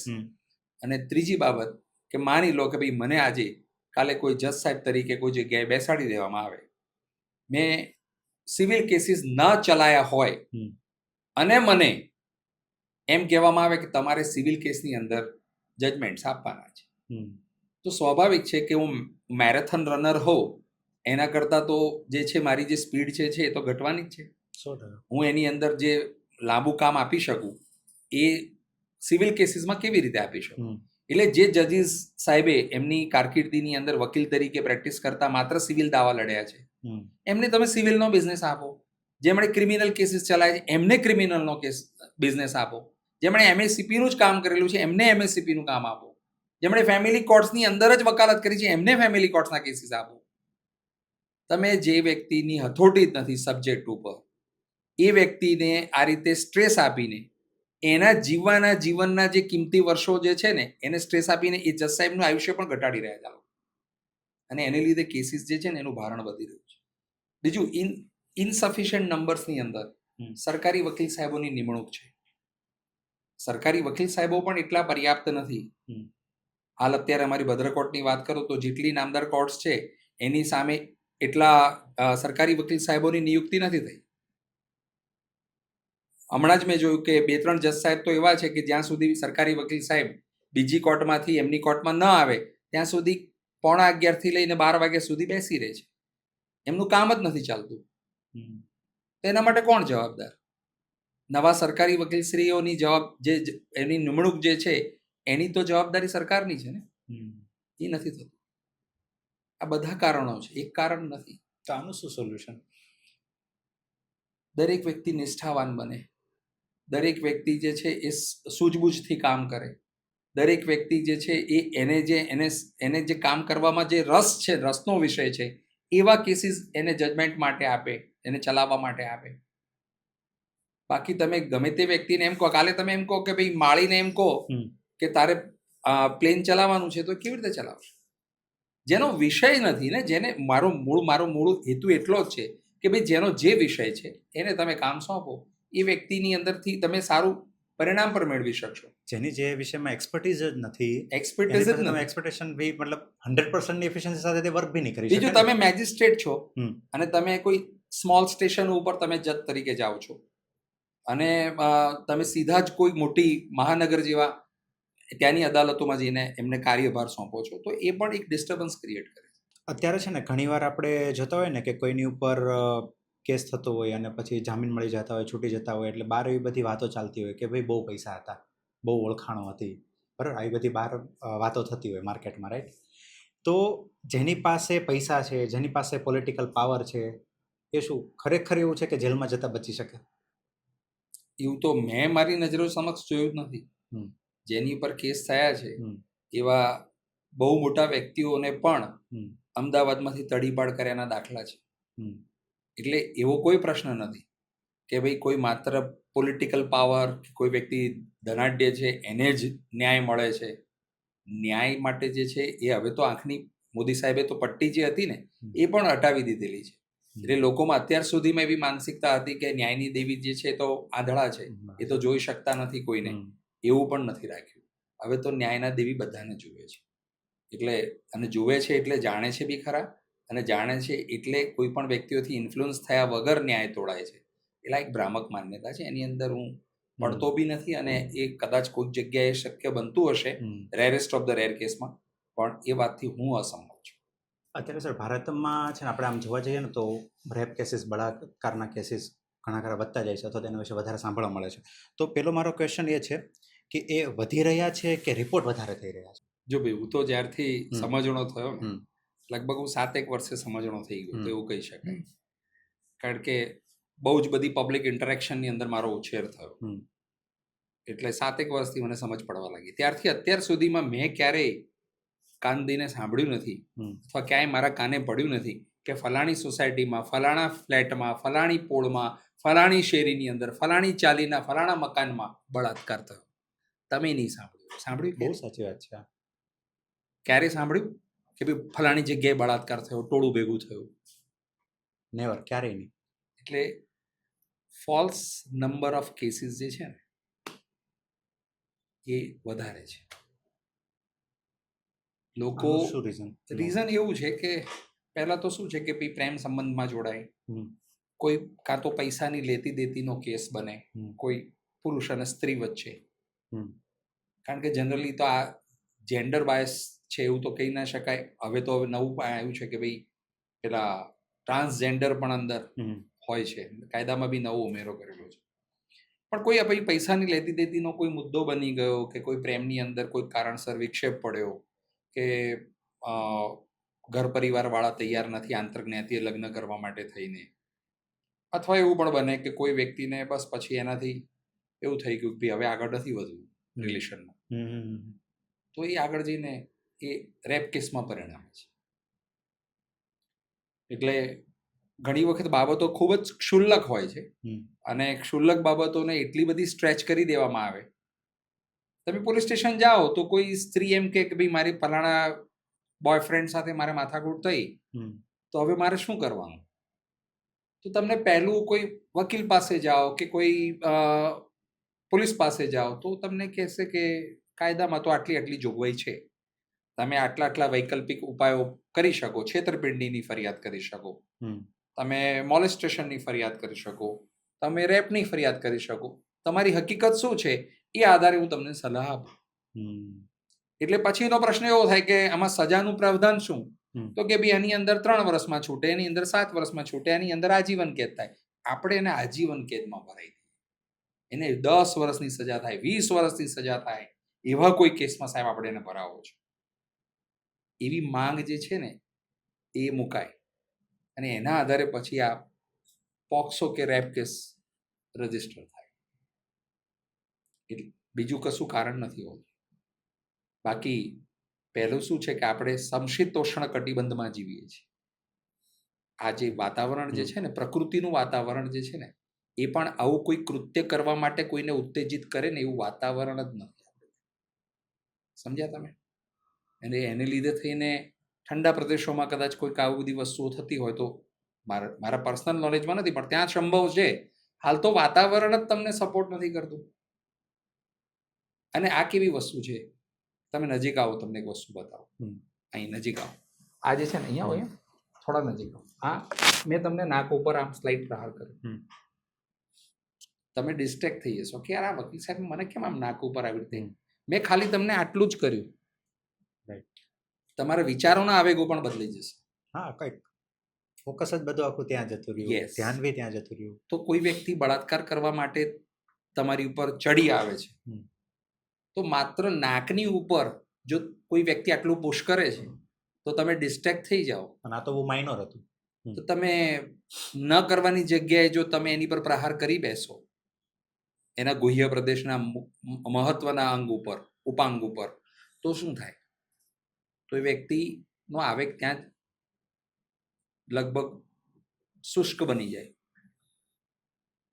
એટલે આ બળાત્કાર જે છે ને, એ પહેલા તો મેડિકલ જ્યુરિસ્પ્રુડન્સમાં એવું લખ્યું છે, હું નથી કહેતો, a man can not rape a woman except and otherwise the man is having stout body and the victim is a minor one, small one, or incapable to react. એનો પ્રતિકાર ના કરી શકે તેવી પરિસ્થિતિમાં હોય તો જ, સિવાય કે કોઈ વ્યક્તિ પાસે વેપન છે, છરો લઈને ચડી આવ્યો છે, તો બે પાછા ડિફરન્ટ આવેગો છે. એક વ્યક્તિ તમને ફોર્સફુલી મારવા આવ્યો છે, તો એ વખતે એ વ્યક્તિનો જે સેક્સ્યુઅલ આવેગ હોય ને એ ના હોય. એટલે આ હું હમણાં એમ કહું કે ભાઈ a man cannot rape a woman, તો મારી ઉપર મહિલા મોરચો ધસી આવે કે તમે આવું કેવી રીતે બોલી શકો. પણ લગભગ અશક્ય છે. અને તમે કોઈ પણ સ્ત્રીને જે છે ને એ નબળી ના આંકશો જો તમે એની ઈચ્છા નથી ને. અરે બાકી જવા દો ને, તમારી પત્નીની વાત કરો ને ભાઈ, એની ઈચ્છા ના હોય ને તો તમે એની સાથે પણ સંમતિના સંબંધ નથી કેળવી શકતા. તો પછી ત્રાહિત વ્યક્તિ ઉપર તમે રેપ કર્યાના કેસીસ જે ઊભા થાય, એનું કોઈ કહેવાય ને વિવેચન કે મૂલ્યાંકન કે એનું કોઈ બારીકીપૂર્ણ એનું અર્થઘટન કેવી રીતે કરવું એના કેસની સ્ટોરીનું એક કશું મને સમજાતું નથી. કેમ આટલા બધા કેસીસ રજીસ્ટર્ડ થાય છે મને નથી સમજાતું. કદાચ પેલા બે મારા 2-4 વકીલ મિત્રોએ કહ્યું કે આનંદભાઈ રેપ અને બોક્સો કેસીસ ચલાવે છે, કદાચ એના લીધે વધારે રજીસ્ટર થતા હશે. તો સર જે તમે વાત કરી બરાબર, એ પ્રમાણે જો વિચારે કે કોઈક છોકરા ઉપર આવી રીતનો ખોટો કેસ થઈ ગયો તો બિચારો તો એક તો આ રેપ કેસ સાંભળીને જ તો કે આમ અધમુઓ થઈ જશે. હું એવું નહીં કહું કે 100માંથી 99 કેસ ખોટા હોય છે, એવું મારાથી ના કહી શકાય, અને મારે ના કહેવું જોઈએ, કારણ કે એમાં એક સમાજના બહુ મોટા વર્ગની જે છે ને ભાવનાને ઠેસ પહોંચે. પણ કેસીસ જે આ ચાલે છે ને કોર્ટમાં, એ 100માંથી 99 કેસમાં આરોપી છૂટી જાય છે, એના પાછળ ખોટી સ્ટોરી જવાબદાર હોય છે, ખોટા કેસીસ જવાબદાર હોય છે, ખોટી રીતે દુર્ભાવનાપૂર્ણ રીતે તમે કોઈક વ્યક્તિને ફસાવાની પેરવી સાથે જે ફરિયાદ કરો છો ને એ જવાબદાર. કેટલાક લોકો એવું કહે છે કે ભારતમાં તો રેપિસ્ટ છૂટી જાય છે, બળાત્કારીઓને લોકો છોડાઈ જાય છે. અરે ભાઈ એવું નથી, વાસ્તવિકતા કંઈક અલગ છે. અંદર આમ આંખો ફોડીને વાંચો કે કેસ શું છે, કેસની હકીકત ક્યાં જઈને અટકે છે તો જુઓ. તમે કોઈ જોતું જ નથી. તમે એક સામાન્ય માણસ છો, મારા ઘરે પણ વડીલ તરીકે મારા ફાધર બી ઘણી વખત છાપું લઈને બેઠા હોય તો એ ન્યૂઝપેપરમાં વાંચે કે 3 વર્ષની છોકરીને પડોશીએ પીંખી નાખી, તો હી યુઝ ટુ સે કે આવા વ્યક્તિને તો ગંભીરમાં ગંભીર સજા કરવી જોઈએ, આવા વ્યક્તિનું તો મેલ ઓર્ગન કાપી નાખવું જોઈએ. મેં કીધું પપ્પા એવું નથી ભાઈ, આ મેડિકલ એવિડન્સ જોવો પડે. એ દીકરીના ગુપ્ત ભાગ ઉપર કોઈ ઈજા છે? મેડિકલ એવિડન્સમાં એને ખરોચ નથી, એને રેડનેસ નથી, તોય એને આ રીતનું આ તમે જે કહો છો એવી ગંભીર સજા કરી દેવાની. એટલે વ્યક્તિ વાંચી અને જે પ્રતિસાદ આપે છે, વાસ્તવિકતા કંઈક જુદી છે, ગ્રાઉન્ડ લેવલ પર જુદી છે. એટલે એ રેપ કેસીસ જે છે ને એ ખોટા રિપોર્ટ કરવામાં આવે છે એવું મારાથી બોલાતું નથી, અને હું બોલીશ પણ નહીં. પણ કોર્ટમાં છૂટી જાય છે એટલે નામદાર જજ સાહેબ આ વાતને ટેકો આપે છે એવું મારું માનવું છે. સો જો કોઈ વ્યક્તિ કેસની અંદર દોષી સાબિત થાય રેપ કેસમાં, તો એને શું સજા મળતી હોય છે? 10 વર્ષ, 20 વર્ષ અને આજીવન કેદ, 3 અલગ અલગ પાર્ટમાં એને વહેંચેલી છે સજાની જોગવાઈ. ઓકે. અને એ કયા પ્રકારના ગુનાના એના પ્રકારના જે આક્ષેપો જે છે એની ગંભીરતા કઈ છે એના આધારે નામદાર કોર્ટ નક્કી કરે છે. ઓકે કે ભાઈ 12 વર્ષથી નીચેની દીકરી સાથેનું કૃત્ય છે, એકથી વધારે વ્યક્તિઓએ કરેલું કૃત્ય છે, આ બધા ફેક્ટર્સને ગણવામાં આવે છે. કેવું પાશવી કૃત્ય છે, એનો મનસૂબો શું છે, ઘણા બધા મુદ્દાઓને, જેને અમારી કાયદાની ભાષામાં મેન્સ રિયા, એક્ટસ રિયા, એ શું છે, એ બધું જ માપદંડોને જોયા પછી નામદાર કોર્ટ નક્કી કરે અને સજા શું આપે. હમણાં આપણે જ્યારે વાત કરી ત્યારે તમે વાત કરી કે જો કોઈ કપલના મેરેજ થઈ ગયા છે બરાબર, તો પણ એ એકબીજાની મરજી વગર બરાબર સંબંધ ના રાખી શકે બરાબર, અથવા તો એટલે એકબીજાની મરજી વગર જો ફોર્સફુલી ના કરી શકતા હોય, એ રાઈટ, નૈતિક મૂલ્યો પર આધારિત વાત છે. એટલે કે એથિક્સની વાત છે. આજે દાખલા તરીકે ભાઈ કોઈ વ્યક્તિ તમને કહે છે કે ભાઈ તમે મારી ગાડીમાં ના બેસશો, અને તેમ છતાં બી તમે એની ગાડીમાં ચડી જાઓ છો, તો દેટ મીન્સ કે તમે એની સાથે ફોર્સફુલી વર્તી રહ્યા છો ને, એમાં એની સહમતિ તો નથી. તો એ પ્રકારનું જો હોય તો એ ગુનો કહેવાય? કાયદાની પરિભાષામાં એને ગુનો નથી કહેવામાં આવતો, શાસ્ત્રોક્ત રીતે જોતા પણ એને ગુનો કહેવામાં આવતો નથી. પણ હા, નૈતિક મૂલ્યોની દ્રષ્ટિએ જો જોવામાં આવે ને, તો સ્ત્રીની સંમતિ નથી પછી ભલે તે તમારી પત્ની હોય, તમે એની સાથે જોર જબરજસ્તી ન કરી શકો અથવા ન કરવી જોઈએ. બની શકે કે ભવિષ્યના કાયદાની અંદર કોઈ ફેરફારની અંદર આને કાયદામાં સખત સજાના પ્રાવધાનમાં પણ લઈ જવામાં આવે, બની શકશે, એવું કદાચ શક્ય બને પણ ખરું, પણ ન થવું જોઈએ. કારણ કે આમાં શું છે કે વૈચારિક બાબતો છે. પછી એવું પણ બને કે કોઈ વ્યક્તિ ખોટો કેસ કરવા માટે પણ એને મોકળાશ મળી જાય, તો પછી દરેક કેસની અંદર વિક્ટીમ જે છે એ એના બોયફ્રેન્ડની બાઇક પાછળ બેસીને આવે અને પતિ ઉપર કેસ કરે. આવા કેસીસ બહુ વધી જાય. તો પછી કોઈ કપલ હજી મેરેજ નથી થયા, રિલેશનશિપમાં છે બરોબર, અને એમને ધારો કે મલ્ટિપલ ટાઈમ શારીરિક સંબંધ રાખેલા છે, અને પછી એક સમય અમુક સમય જતાં એમણે વિચાર્યું કે હવે અમારે સેપરેટ થવું છે બરાબર, અથવા તો મતલબ વિચાર્યું નથી પણ એવી રીતે ધારો કે સેપરેશન થાય છે, અને પછી જો એ સ્ત્રી છે એ કેસ કરે છે, તો એને એક રેપ કેસ તરીકે કન્સિડર ના, એને rape it doesn't amount to rape. હમણાં જે કાયદામાં જે નવો સુધારો આવ્યો ને BNS ની અંદર, એમાં સેક્શન 69 ની અંદર આ બાબતની સ્પષ્ટતા કરી. That will not be amounting to rape. એને રેપ નહીં ગણી શકાય. સજાનું પ્રાવધાન 10 વર્ષની સજા છે. કે ભાઈ તમે જે સંબંધો કેળવ્યા છે એ ફોલ્સ પ્રોમિસ ઓફ મેરેજ જે છે એના આધારે કેળવ્યા છે, પણ ફોલ્સ પ્રોમિસ ઓફ મેરેજના આધારે જે સંબંધો કેળવ્યા એ રેપની ડેફિનેશનમાં નથી જતા આવે. એટલે એમાં કોઈ વ્યક્તિ જે છે આવું કોઈ વયમનસ્ય રાખી અને વેન્જન્સ માટે થઈને કમ્પ્લેન કરે, તો એ વ્યક્તિને જે રેપ કેસની અંદર જે સ્ટિગ્મા પહેલા લાગી જતું હતું એ સ્ટિગ્મા નહીં લાગે. રાઈટ. સો થોડીક જનરલાઇઝ કેસની વાત કરીએ બરોબર, કારણ કે આપણે જે અત્યારે વાત કરી એ બધા મતલબ મોટા અને એવા કેસની આપણે વાત કરી છે, પણ કોઈક નાની કોઈક ફેમિલી ઉપર કંઈક ફરિયાદ થતી હોય બરાબર, તો કોઈ પરિવાર ઉપર પહેલી વાત ક્યારેક કોઈક ફરિયાદ નોંધાય બરાબર, અથવા તો એવી રીતે ગણીએ આપણે કે કોઈક પરિવાર છે એ કોઈકના વિરુદ્ધ ફરિયાદ નોંધાવા જાય છે, તો એણે કઈ બાબતોનું ખાસ ધ્યાન રાખવું જોઈએ? લાઈક કે કંઈ પણ એક ફેમિલી ઉપર થયું છે તો એમણે સૌથી પહેલાં વકીલને કહેવું જોઈએ કે સૌથી પહેલાં પોલીસને કહેવું જોઈએ? જો દરેક ફેમિલીની પાસે જે છે ને, હાલ અત્યારે આપણે એટલા સુસંસ્કૃત બની ગયા છીએ અથવા એટલા વેલ એજ્યુકેટેડ છીએ કે દરેક વ્યક્તિ પાસે એક ફેમિલી ડોક્ટર હોય છે, પણ ફેમિલી એડવોકેટ નથી હોતા.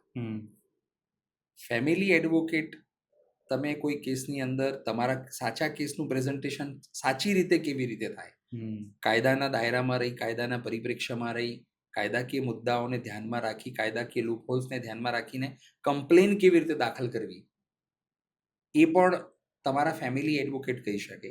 અને તમારી સામે કોઈ વ્યક્તિ ખોટી કાર્યવાહી કરી રહ્યો છે તો તમારે બચાવના કયા કયા મુદ્દાઓને પકડીને ચાલવું, અને આટલા મુદ્દાઓમાં તમારો બચાવ અકબંધ રહે એટલા તમારા એવિડન્સીસ તમે પહેલા કલેક્ટ કરીને રાખો, એને સાચવીને રાખો. આ તમામ બાબતો જે છે ને એ તમારે એક ફેમિલી એડવોકેટ કહી શકે. એટલે ફેમિલી એડવોકેટ કેમ લોકો એપોઇન્ટ નથી કરતા, અથવા આપણે હજુ પણ અશિક્ષિત છીએ આ મુદ્દા ઉપર, કારણ કે ઘણા પૈસાદાર ધનાઢ્ય વ્યક્તિઓને પણ આ બાબતની સમજ નથી કે ભાઈ તમને ઈશ્વરે આટલા બધા પૈસા આપ્યા છે તો તમે એક ફેમિલી એડવોકેટ પણ રાખો.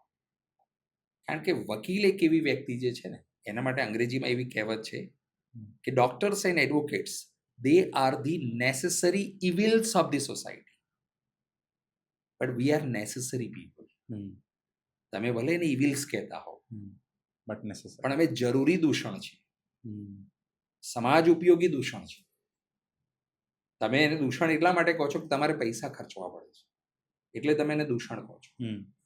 બાકી દરેક વ્યક્તિએ પોતાની પાસે એક હાથવગા વકીલ સાહેબ રાખવા જ જોઈએ, અને નિયરેસ્ટ પોતાના ઘરથી સૌથી નજીકમાં હોય ને એવા વકીલ સાહેબ કે જે કાયદાથી પ્રતિબદ્ધ વાતો કરતા હોય, કાયદાના દાયરામાં ચાલતા હોય, કાયદાકીય સમજ સૂઝબૂઝથી કામ કરતા હોય, એવા વકીલ સાહેબને તાત્કાલિક રોકી જ લેવા જોઈએ.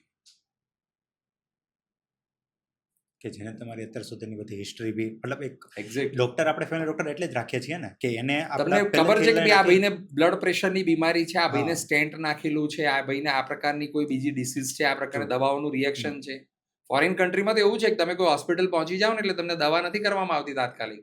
તમારા ફેમિલી ડોક્ટરને ફોન જોડો, એ ફેમિલી ડોક્ટર સાહેબને એની હિસ્ટ્રી એ ડોક્ટર સાહેબ પૂછશે, એને કોઈ દવાઓનું રિએક્શન છે કે કેમ એ એની જોડે કન્ફર્મ કરશે, પછી તમને દવાઓ આપશે.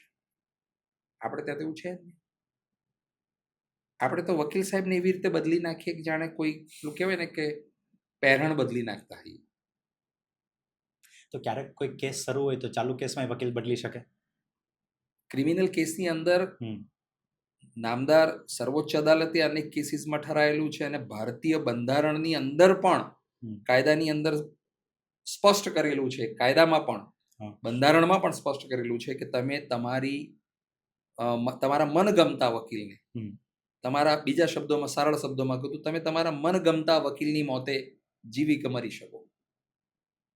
જેમ તમે મનગમતા ડોક્ટર રાખી શકો, એવી રીતે મનગમતા વકીલ કોઈ પણ સ્ટેજે ક્રિમિનલ કેસમાં તમે એવું લાગે કે ભાઈ આ વકીલ સાહેબ જે છે એ યોગ્ય દિશામાં કામ નથી કરી રહ્યા, મારા કેસને આગળ જતા નુકસાન પહોંચાડશે, અથવા આ વકીલ સાહેબ જે છે મારો સબળ બચાવ નથી લઈ રહ્યા કોર્ટમાં, you can change at any point of time. એની અંદર કોઈ અગાઉના વકીલ સાહેબની પૂર્વ મંજૂરી લેવાની, કોઈ એનઓસી લેવાનું કશું જ નહીં. કોર્ટની અંદર સર્ટિફાઈડ પેપર્સની અરજી આપો, નવા પેપર્સ નીકળી જાય. વકીલ સાહેબ પાસે જે ફાઇલ છે પાછી નથી આપતા તો કશું ડરવાની જરૂર નથી. તમે તમારા વકીલ સાહેબ ઈચ્છો ત્યારે બદલી શકો. ઓકે, સો ક્રિમિનલ લોયર તરીકે તમે જ્યારે બધા કેસો, અલગ અલગ બધા કેસ લડતા હો, અહીંયા હું તમને એટલા માટે અટકાઈશ કે everyone should know these facts. કે what is the difference between a lawyer and an advocate? He who pursues law is called a lawyer.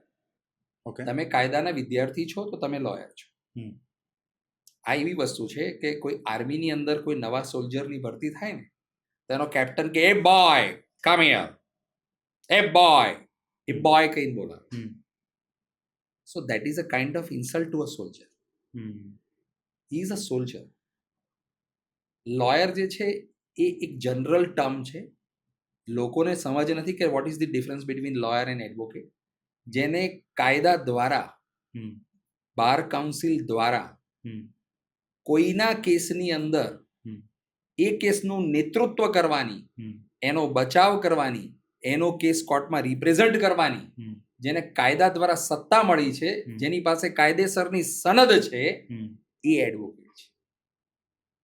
એટલે ઘણા વકીલ સાહેબોને તો એ પણ ખબર નથી કે એમને પોતાને લોયર કહેવાય કે એડવોકેટ કહેવાય. એટલે હવે તમે પેલું જે પૂછી રહ્યા હતા કે criminal advocate, not lawyer. Criminal advocate બી નહીં, પણ criminal law practitioner. Criminal law, કારણ કે એડવોકેટ બી ક્રિમિનલ નથી હોતા. એની પાછળ ક્રિમિનલ એડવોકેટ એટલે એડવોકેટ ક્રિમિનલ છે એવું નહીં, ક્રિમિનલ લો પ્રેક્ટિશનર. ઓકે, એટલે ક્રિમિનલ એડવોકેટ એવો કોઈ વર્ડ નથી, એવો કોઈ વર્ડ નથી. ક્રિમિનલ લોયર એવો કોઈ વર્ડ નથી. ક્રિમિનલ લોયર એવો ભી વર્ડ નથી, એવો પણ વર્ડ નથી. વર્ડ છે ક્રિમિનલ લો પ્રેક્ટિશનર. ઓકે, સો મારો ક્વેશ્ચન એ હતો કે ક્રિમિનલ લો પ્રેક્ટિશનર તરીકે જ્યારે તમે બધા મલ્ટિપલ કેસ હેન્ડલ કરી રહ્યા હોય, ક્યારેક કોઈ હાઈ પ્રોફાઇલ કેસ હોય, આ બધું હોય, બરાબર, તો ધમકીઓ ને એવું બધું આવતું હોય? આવે ને, ધમકી તો આવે ને. ક્રિમિનલ પ્રેક્ટિસ કરો અને તમને ધમકી ના મળે તો પછી તમે ક્રિમિનલ પ્રેક્ટિસ કરતા નથી એવું લાગે ને. તો પછી ત્યારે તમે ફેમિલીની સેફ્ટીનું એનું કઈ રીતે ધ્યાન રાખો? ફેમિલીમાં મારી વાઈફ તો એડવોકેટ છે. મારી પર કોઈ ધમકી આવે અને હું મારી વાઈફને એમ કહું કે ભાઈ મને જાનથી મારી નાખવાની ધમકી આપી છે, તો કે છે આપણાથી ફરિયાદ ના થાય, આપણી પ્રતિષ્ઠાને બટ્ટો લાગે કે આપણે તો ક્રિમિનલ્સને ડિફેન્ડ કરીએ છીએ, તો એવા કિસ્સાની અંદર આવી ધમકી તો સહજ છે, મળતી રહેવાની. હમ. અને કોઈ પણ વ્યક્તિ હમ. સત્યના માર્ગ પર ચાલતું હોય ને, ન્યાયપૂર્ણ રીતે રજૂઆત હમ. કરતું હોય, એટલે આવી બધી પરિસ્થિતિ એના જે બાય પ્રોડક્ટ્સ છે એ તો મળવાની જ નથી. નહીં તો પણ આમ બેક ઓફ ધ માઇન્ડ એકવાર તો વિચાર આવતો ને ક્યારેક કોઈ હાઈ પ્રોફાઇલ બહુ હાઈ પ્રોફાઇલ કેસ ચાલતો હોય બરાબર, કોઈ કન્ટિન્યુઅસ ધમકી મળી રહેતી હોય તો ત્યારે થોડુંક તો આમ ફેમિલી પ્રત્યે એક અટેચમેન્ટ હોય આપણે. રામજીની કૃપા છે એવી આજ દિન સુધી કોઈ ધમકી આપે એની હિંમત તો કરતા નથી કોઈ. અમદાવાદ શહેર ખાતે તો કોઈ કરી નથી આજ દિન સુધી. તો જો તમને એવું પૂછું કે તમારી જે નેક્સ્ટ જનરેશન છે બાળકો બરાબર, એમને તમે મતલબ કયા પ્રોફેશનમાં જવાની સલાહ આપશો? મારી દ્રષ્ટિએ વકીલાતનો વ્યવસાય જે છે ને, હું શિક્ષક હતો તો એક વિદ્યાર્થીનો ચહેરો વાંચી શકતો હતો. મને એક લિમિટેડ સ્કોપ હતો કે હ્યુમન બિઈંગમાં એક સર્ટન એજ સુધી હું હ્યુમન બિઈંગને જાણી શકતો હતો. અત્યારે મારી પાસે બહુ જ બ્રોડ સ્કોપ છે. હું અલગ અલગ ફેસીસ લોકોના જોઈ શકું છું.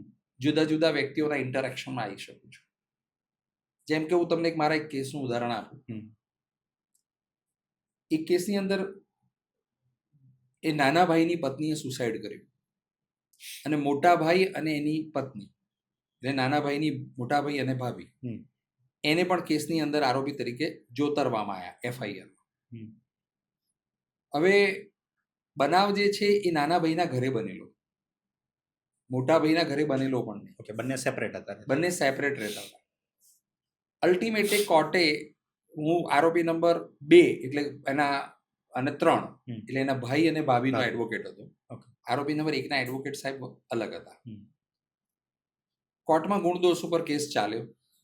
નામદાર કોર્ટની અંદર અમારા એક બાપુ જજ હતા, એમણે આરોપી નંબર 1ને સજા કરી અને 2 અને 3ને, મારા બંને અસીલોને નિર્દોષ નામદાર જજ સાહેબે છોડ્યા. એ છૂટ્યા પછી જે છે ને, મને એવું લાગી આવ્યું, કારણ કે એ જે આરોપી નંબર 1 હતો ને, એને જે 5 વર્ષની સજા કરેલી, એટલે મને એવું થયું કે એને જીવન જીવવાના કિંમતી 5 વર્ષ જે છે એ બગડી ના જાય, એટલે એને લીગલ એડમાંથી પણ વકીલ મળી રહે, કારણ કે આર્થિક પરિસ્થિતિ એમની સારી નહોતી, એટલે એટલા માટે એમને એક વકીલ મળી રહેવા જોઈએ. તો મેં એક ભલામણ કરી અને નામદાર ગુજરાત હાઈકોર્ટની અંદરથી એને એક સારા એડવોકેટ અપોઇન્ટ પણ થયા. એમણે એની અપીલ જામીન તૈયાર કર્યા. કોર્ટમાં એમણે ફાઇલિંગ પણ કર્યું. હવે ચાલવા પર આવે ને એ પહેલા એના જે મોટા ભાઈ હતા કે જે કેસમાં અમારા અસીલ તરીકે નિર્દોષ છૂટ્યા હતા, એમણે એની પિટિશન જે હાઈકોર્ટમાં દાખલ કરી હતી ને, એને વિડ્રો કરી લેવા માટેની એક એફિડેવિટ કરાવી એ જેલમાં હતો એ દરમિયાન. અને આપણે સ્વાભાવિક માણસ છીએ એટલે આપણને એવું થાય કે ભાઈ આવું કેમ કરે કોઈ ભાઈ. તો મેં થોડો પાછળ એની પૃષ્ઠભૂમિકામાં શું ચાલી રહ્યું છે એનો સ્ટડી કર્યો. કોકના દ્વારા પૂછપરછ કરી તો મને જાણવા મળ્યું કે એમની બાર્બર શોપ છે, અજામની નાઈની દુકાન છે. નાઈની દુકાનમાં 2 જ સીટ્સ છે બેસવાની, વાળ કાપવાની. તેમાં એકમાં મોટો ભાઈ ને એકમાં નાનો ભાઈ, બંને કામ કરતા હતા. સાંજ પડે જે છે ને, એ ધંધો જે થાય, વકરો થાય, એ અડધો અડધો વેચી લેતા હતા. બરાબર. આ ભાઈ જે જેલમાં હતો ને, એ વખતે મોટા ભાઈને એક એવો બેક ઓફ ધ માઇન્ડ એવો મેસેજ ગયો કે એણે કારીગર રાખ્યો. કારીગર રોજમદાર, એ જેટલી રોજી નક્કી કરી હોય એટલી જ લેતા આપવાના હોય. માની લો કે 200 રૂપિયા સાંજ પડે આપવાના, તો એ આપવાના. તો વકરાનો અડધો નતો થતો. એટલે એને એવું થયું કે આ ભાઈ અંદર જ રહે ને 5 વર્ષ, મને તો મારો ધંધો ચાલુ રહે મળે. એટલે એ અપીલ જામીન પર ના છૂટે ને, એટલા માટે એને બીજા વકીલ રોકી અને એણે એમની પિટિશન વિડ્રો કરાવી દીધી. તમને આવા હ્યુમન ચહેરાઓ જે છે ને, ફેસીસ જોવા ના મળે કે સગો ભાઈ પણ આવો કરી શકે. હમણાં બી તાજેતરમાં બી એક કેસની અંદર મેં મારા અસીલને કહ્યું કે તારા ભાઈનો આમાં બહુ મોટો રોલ છે તને અંદર રખાવામાં. તો એ નતો માનવા તૈયાર, એણે એના ભાઈને ચાડી ખાઈ નાખી. એનો ભાઈ જે છે, હા, મને વકીલ સાહેબે આવું કહ્યું. કારણ કે આ બાજુ કેસમાં જજમેન્ટ ડિક્લેર નહોતું થયું અને એના ભાઈનો મારા ઉપર ફોન આવ્યો બારગામથી. મને કહે છે સાહેબ, એની અંદર તો સામેવાળી જે પાર્ટી જે છે ને, એને સેટિસ્ફેક્શન નથી, મારા ભાઈને ઓછી સજા કરવાની છે એ વાતથી એને સેટિસ્ફેક્શન નથી. તો મેં કીધું ભાઈ, મેં તો તને એવું કહ્યું નથી કે એને સજા કરી કોર્ટે, તને કેવી રીતે ખબર પડી?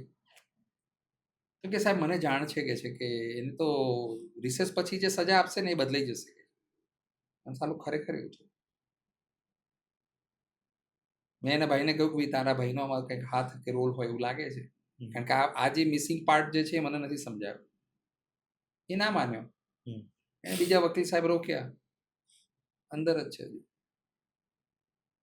એટલે ઘરના ફેમિલી મેમ્બર્સ પણ ઘણી વાર એવું ઈચ્છે, પત્ની પણ ઘણી વાર એવું ઈચ્છે કે મારો પતિ બહાર ના આવે, પેલો લાંબા ટાઈમ સુધી કારાવાસમાં રહે, કોઈ વ્યક્તિ સાથે મિત્રતા થાય અને મિત્રતા વધુ દ્રઢ થઈ જાય તો પતિ બી ભૂલાઈ જાય.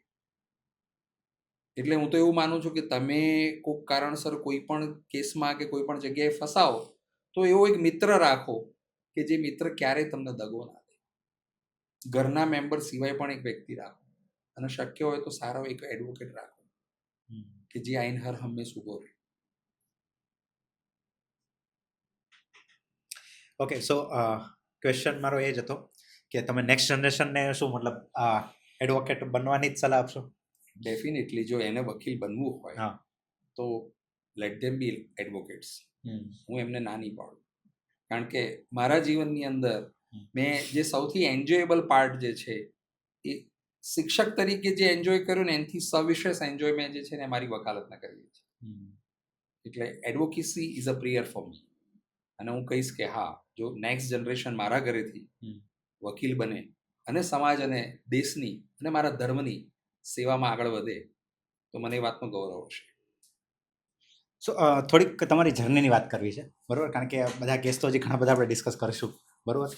પણ ક્યારે એવું વિચાર્યું કે મારે બસ મારું કરિયર આ લાઈનમાં બનાવવું છે, બરાબર? કે મારે વકીલ બનવું છે, કે મારે આવી રીતના ક્રિમિનલ લોયર બનવું છે, કેસ લડવા છે? મારો જન્મ જે છે એ શિક્ષક પરિવારમાં થયો.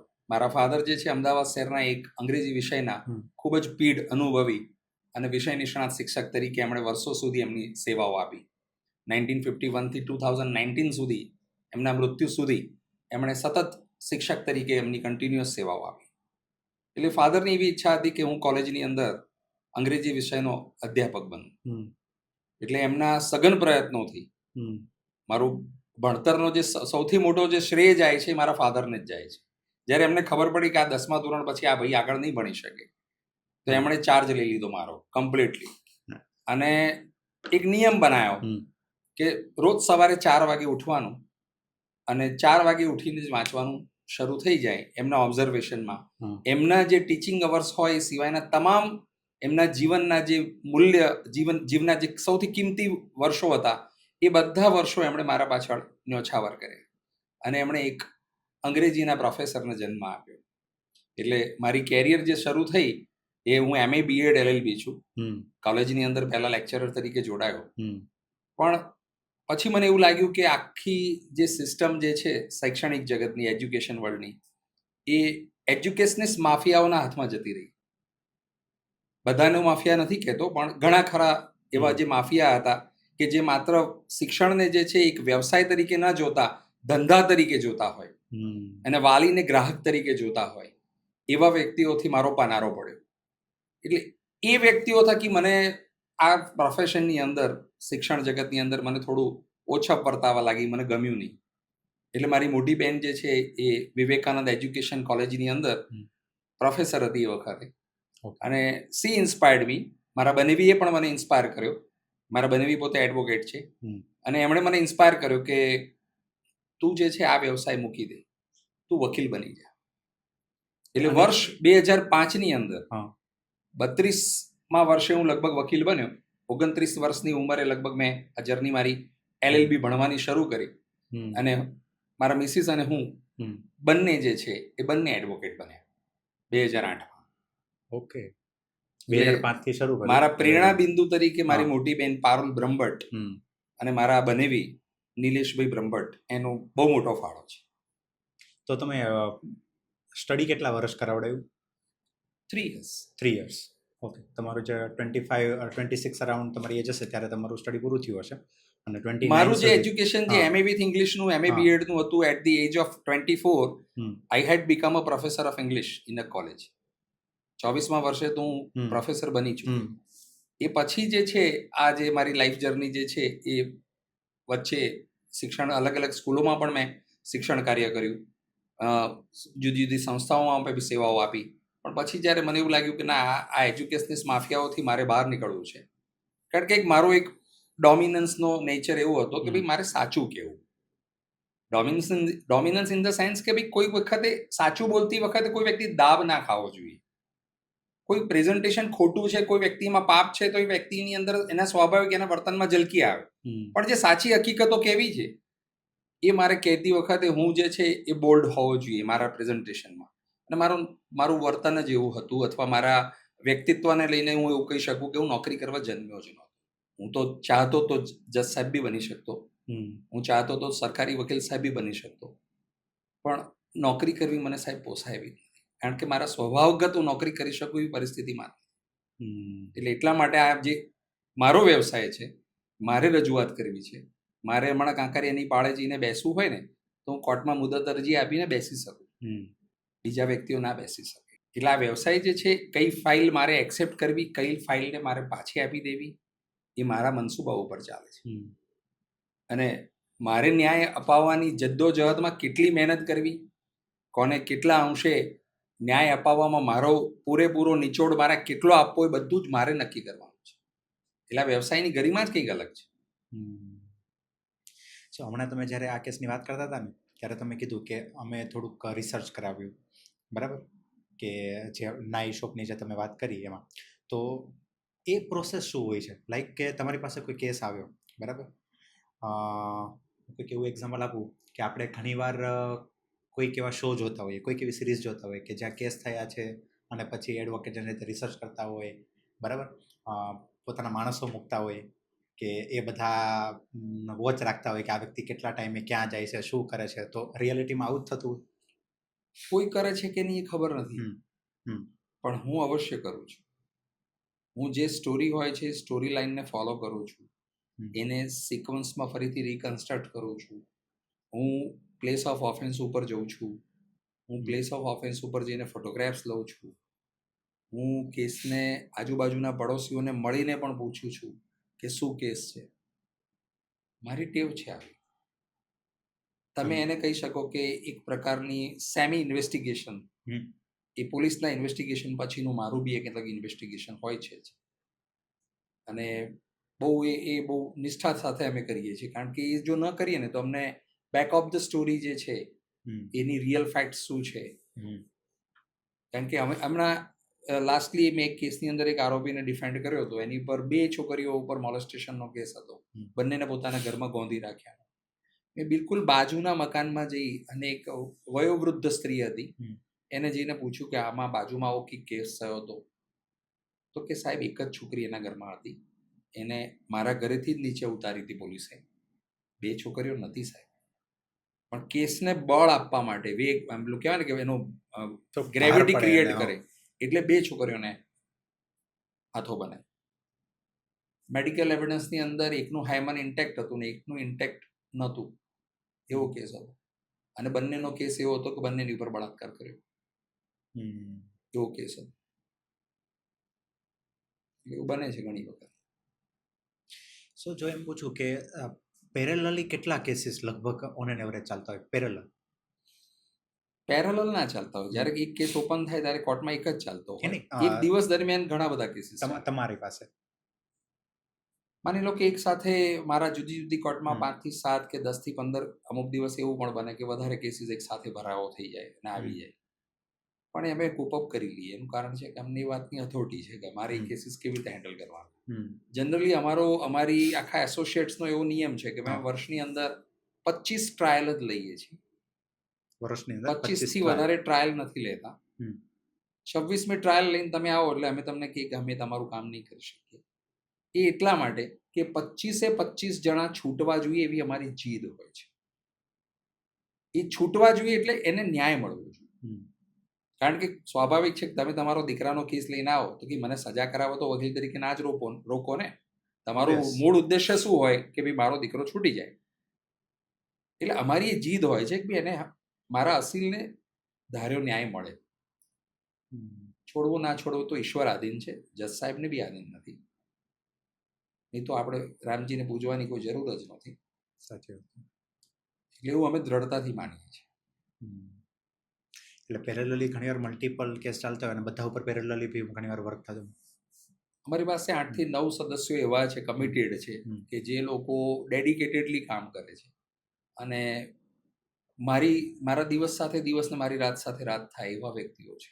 એટલે એ વ્યક્તિઓનો સપોર્ટ એવો છે કે એને કોઈ પણ ભ્રમિત કરવાની કોશિશ પણ કરે, ડિસ્ટ્રેક્ટ કરવાની કોશિશ પણ કરે, એમના ખાસ બહેનપણા સહીપણામાં હોય એવા લોકો પણ ડિસ્ટ્રેક્ટ કરવાની કોશિશ કરે તો પણ એ લોકો એમના મિત્ર વર્ગથી પણ એમનું માઇન્ડ વિચલિત થાય એવા લોકો નથી.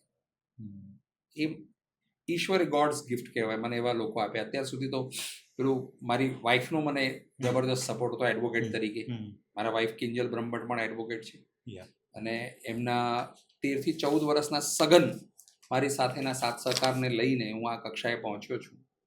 પણ એ પછી પણ મને જે કો ટીમ મેમ્બર્સ જે મળ્યા છે અને જેમણે આજ દિન સુધી મારી સાથે વફાદારીથી કામ કર્યું છે, એ આનંદ બ્રહ્મભટ્ટ પાછળ એમનો પણ બહુ જ મોટો ફાળો છે. ડેડિકેટેડ એક ટીમ. યસ. પ્રોપર. સો એક ક્વેશ્ચન લઈને અને કમ્પ્લીટ કરીએ કે કારણ કે છે ને તમે મલ્ટિપલ લોકોને બી મળ્યા હશો, તમારી પર્સનલ જર્ની બી તમારી એટલી ઇન્સ્પાયરિંગ છે કે 32 યર્સે કરિયર ચેન્જ કરવું 0.001% લોકો વિચારતા હોય છે. કારણ કે હા 30 વર્ષે તો એવું વિચારે કે હા હવે જે કર્યો છે એમાં આપણે ફોકસ કરીએ આગળ. આવું લોકો 25 એવો પ્લાન કરી લેતા હોય છે, પણ આ તો 32 એ કમ્પ્લીટલી કરિયર સ્વિચ કર્યું. એવું બી નથી કે એ થોડુંક રિલેટેબલ છે, બરાબર, એક શિક્ષકમાંથી, એક અધ્યાપકમાંથી એક એડવોકેટ તરફનું, બરાબર. તો આ બધી જર્ની તમે જોઈ છે. હમણાં તમે બહુ સરસ વાત કરી કે આ જર્નીમાં જેટલા અલગ અલગ લોકોના ફેસ, મતલબ અલગ અલગ લોકોને મળવા મળશે, એના માઇન્ડસેટને તમે રીડ કરો છો, એવું બીજે ક્યાંય નથી. માનવ જીવનને માણવાનો એક મોકો વકીલને મળે ને એવો કોઈને ના મળે. રાઈટ. એટલે આ બધું આ મળ્યા પછી, આ જર્ની તમે જીવ્યા પછી, જો હું તમને એમ કહું કે આખી જર્નીમાંથી એક તમને એવું લેસન મળ્યું હોય કે જે લેસન આજના જે 25 વર્ષના કે 30 વર્ષના કોઈ આનંદ બ્રહ્મભટ્ટ છે, બરોબર, કે જે એવી જગ્યાએ ઊભા છે કે પોતે એવું વિચારી રહ્યા છે કે હું જે લાઈનમાં છું, જે કરિયરમાં છું, એ મારા માટે નથી બન્યું, પણ હું કરી રહ્યો છું પરિસ્થિતિના, કારણ કે ઘણીવાર સિચ્યુએશન એવી હોય છે, ફેમિલી સિચ્યુએશન, કે નહીં આ કરવું જ પડે, હું હવે મારું કરિયર સ્વિચ નહીં કરી શકું, આ નહીં કરી શકું, અને તમારું શું સજેશન છે? જો તમારો રસનો વિષય નથી ને તો તમારે જોડાવું ના જોઈએ. કોઈ પણ વ્યવસાય કે પ્રોફેશન કે સિચ્યુએશન કોઈ એવી છે પણ ધંધા કે ફેમિલીની. મજબૂરી સાથે બે વસ્તુને એડોપ્ટ નહીં કરવાની. પહેલી વસ્તુ કે તમને કોઈ વ્યક્તિ નથી ગમતી ને, તમારે એની સાથે મા બાપ બતાવે ને એટલે પરણી જવાની જરૂર નથી. તમે એક જીવનસાથીની પસંદગી સ્વતંત્ર રીતે કરો. એમાં તમે ઉગરી જાઓ કે પસ્તાવો તો એનું શ્રેય જે છે ને, અથવા એનું દોષારોપણ કોઈ બીજાના માથા ઉપર નહીં જવું જોઈએ, તમારી ઉપર જ આવવું જોઈએ. અને વ્યવસાયની પસંદગી એવી હોવી જોઈએ કે તમે જે વ્યવસાય પસંદ કર્યો છે તમને મનગમતો હોવો જોઈએ. કોઈ મજબૂરીના આધારે જો તમે કોઈ વસ્તુને એડોપ્ટ કરી લેશો ને, તેમાં મજા નહીં આવે. મારો એક મિત્ર હતો, અત્યારે બહુ જ મોટો ફોટોગ્રાફર છે, તેજસ સોની કરીને, કેનન કંપનીનો બ્રાન્ડ એમ્બેસેડર છે. તો એણે MA પાર્ટ 2 વખતે, અમે MA વિથ ઇંગ્લિશ કરતા હતા, ભાષા સાહિત્ય ભવનની અંદર ભણતા હતા, ગુજરાત યુનિવર્સિટી. તો એ વખતે એના મનમાં એવો વિચાર આવ્યો કે I should be a photographer. He was a wonderful painter. અને પેઇન્ટર માટે બી તરીકે તમે જુઓ તો એનું અદ્ભુત પેઇન્ટિંગ, મેં ઘણી વખત મને એમ લાગે ઘણી વખત એને ચેડવતો પણ ખરો કે તું મારી નંબર પ્લેટ બનાવીશ મસ્ત. પણ એટલો મોટો ફોટોગ્રાફર થયો તો એણે એનું પેશન જે એમાં જોયું ને, he would have been a very good English professor. એ અંગ્રેજી વિષયનો બહુ સારો પ્રોફેસર બનતો. He was an instant poet. He can write poetry instantly. બરાબર. એટલે કહેવાય ને spontaneous overflow of powerful feelings, જે વર્ડસવર્થે કહ્યું છે ને, એ રીતે એક કવિ હતો એ. પણ એને એવું લાગ્યું કે ના, મારો રસનો વિષય ફોટોગ્રાફી છે. તો એણે એ અભ્યાસ છોડી દીધો.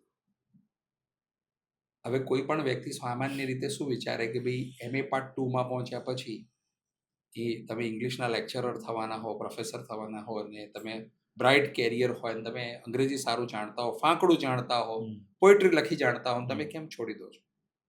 તમે અસફળ છો એવું નથી. એનો રસનો જે વિષય હોય ને, એ વસ્તુ એને પકડી રાખી.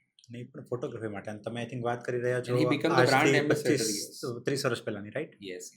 અત્યારે કોઈ હજી ફોટોગ્રાફી માટે કરિયર છોડી દે તો હજી સમજે કે હા અત્યારે એટલું અવેરનેસ છે અને he is the best wildlife photographer available in the country. વાહ. એટલે એવા જૂજ વ્યક્તિઓ છે જેને તમને જે વસ્તુ ગમતી હોય ને ભાઈ એ કરવાની. કોઈ તમને મારીને મિયા બનાવે ને એવું નહીં બનવાનું. આનંદ સર, અત્યારે મારા કોલેજના સમયથી બી આ બધું સાંભળતા આવીએ છીએ કે એક ઓલા સારા માર્ક્સ આવ્યા હોય ને એટલે બે જ ઓપ્શન હોય કે ડોક્ટર કે એન્જિનિયર, રાઈટ? જો સાયન્સ લીધું હોય 10th પછી એટલે આ બે ઓપ્શન હોય કે ડોક્ટર બનવું છે કે એન્જિનિયર બનવું છે, બીજો કોઈ ઓપ્શન નથી, બરોબર? અને તમે જે હમણાં વાત કરીને એ બી છે કે બહુ ઓછા લોકો આ તરફ જતા હોય છે.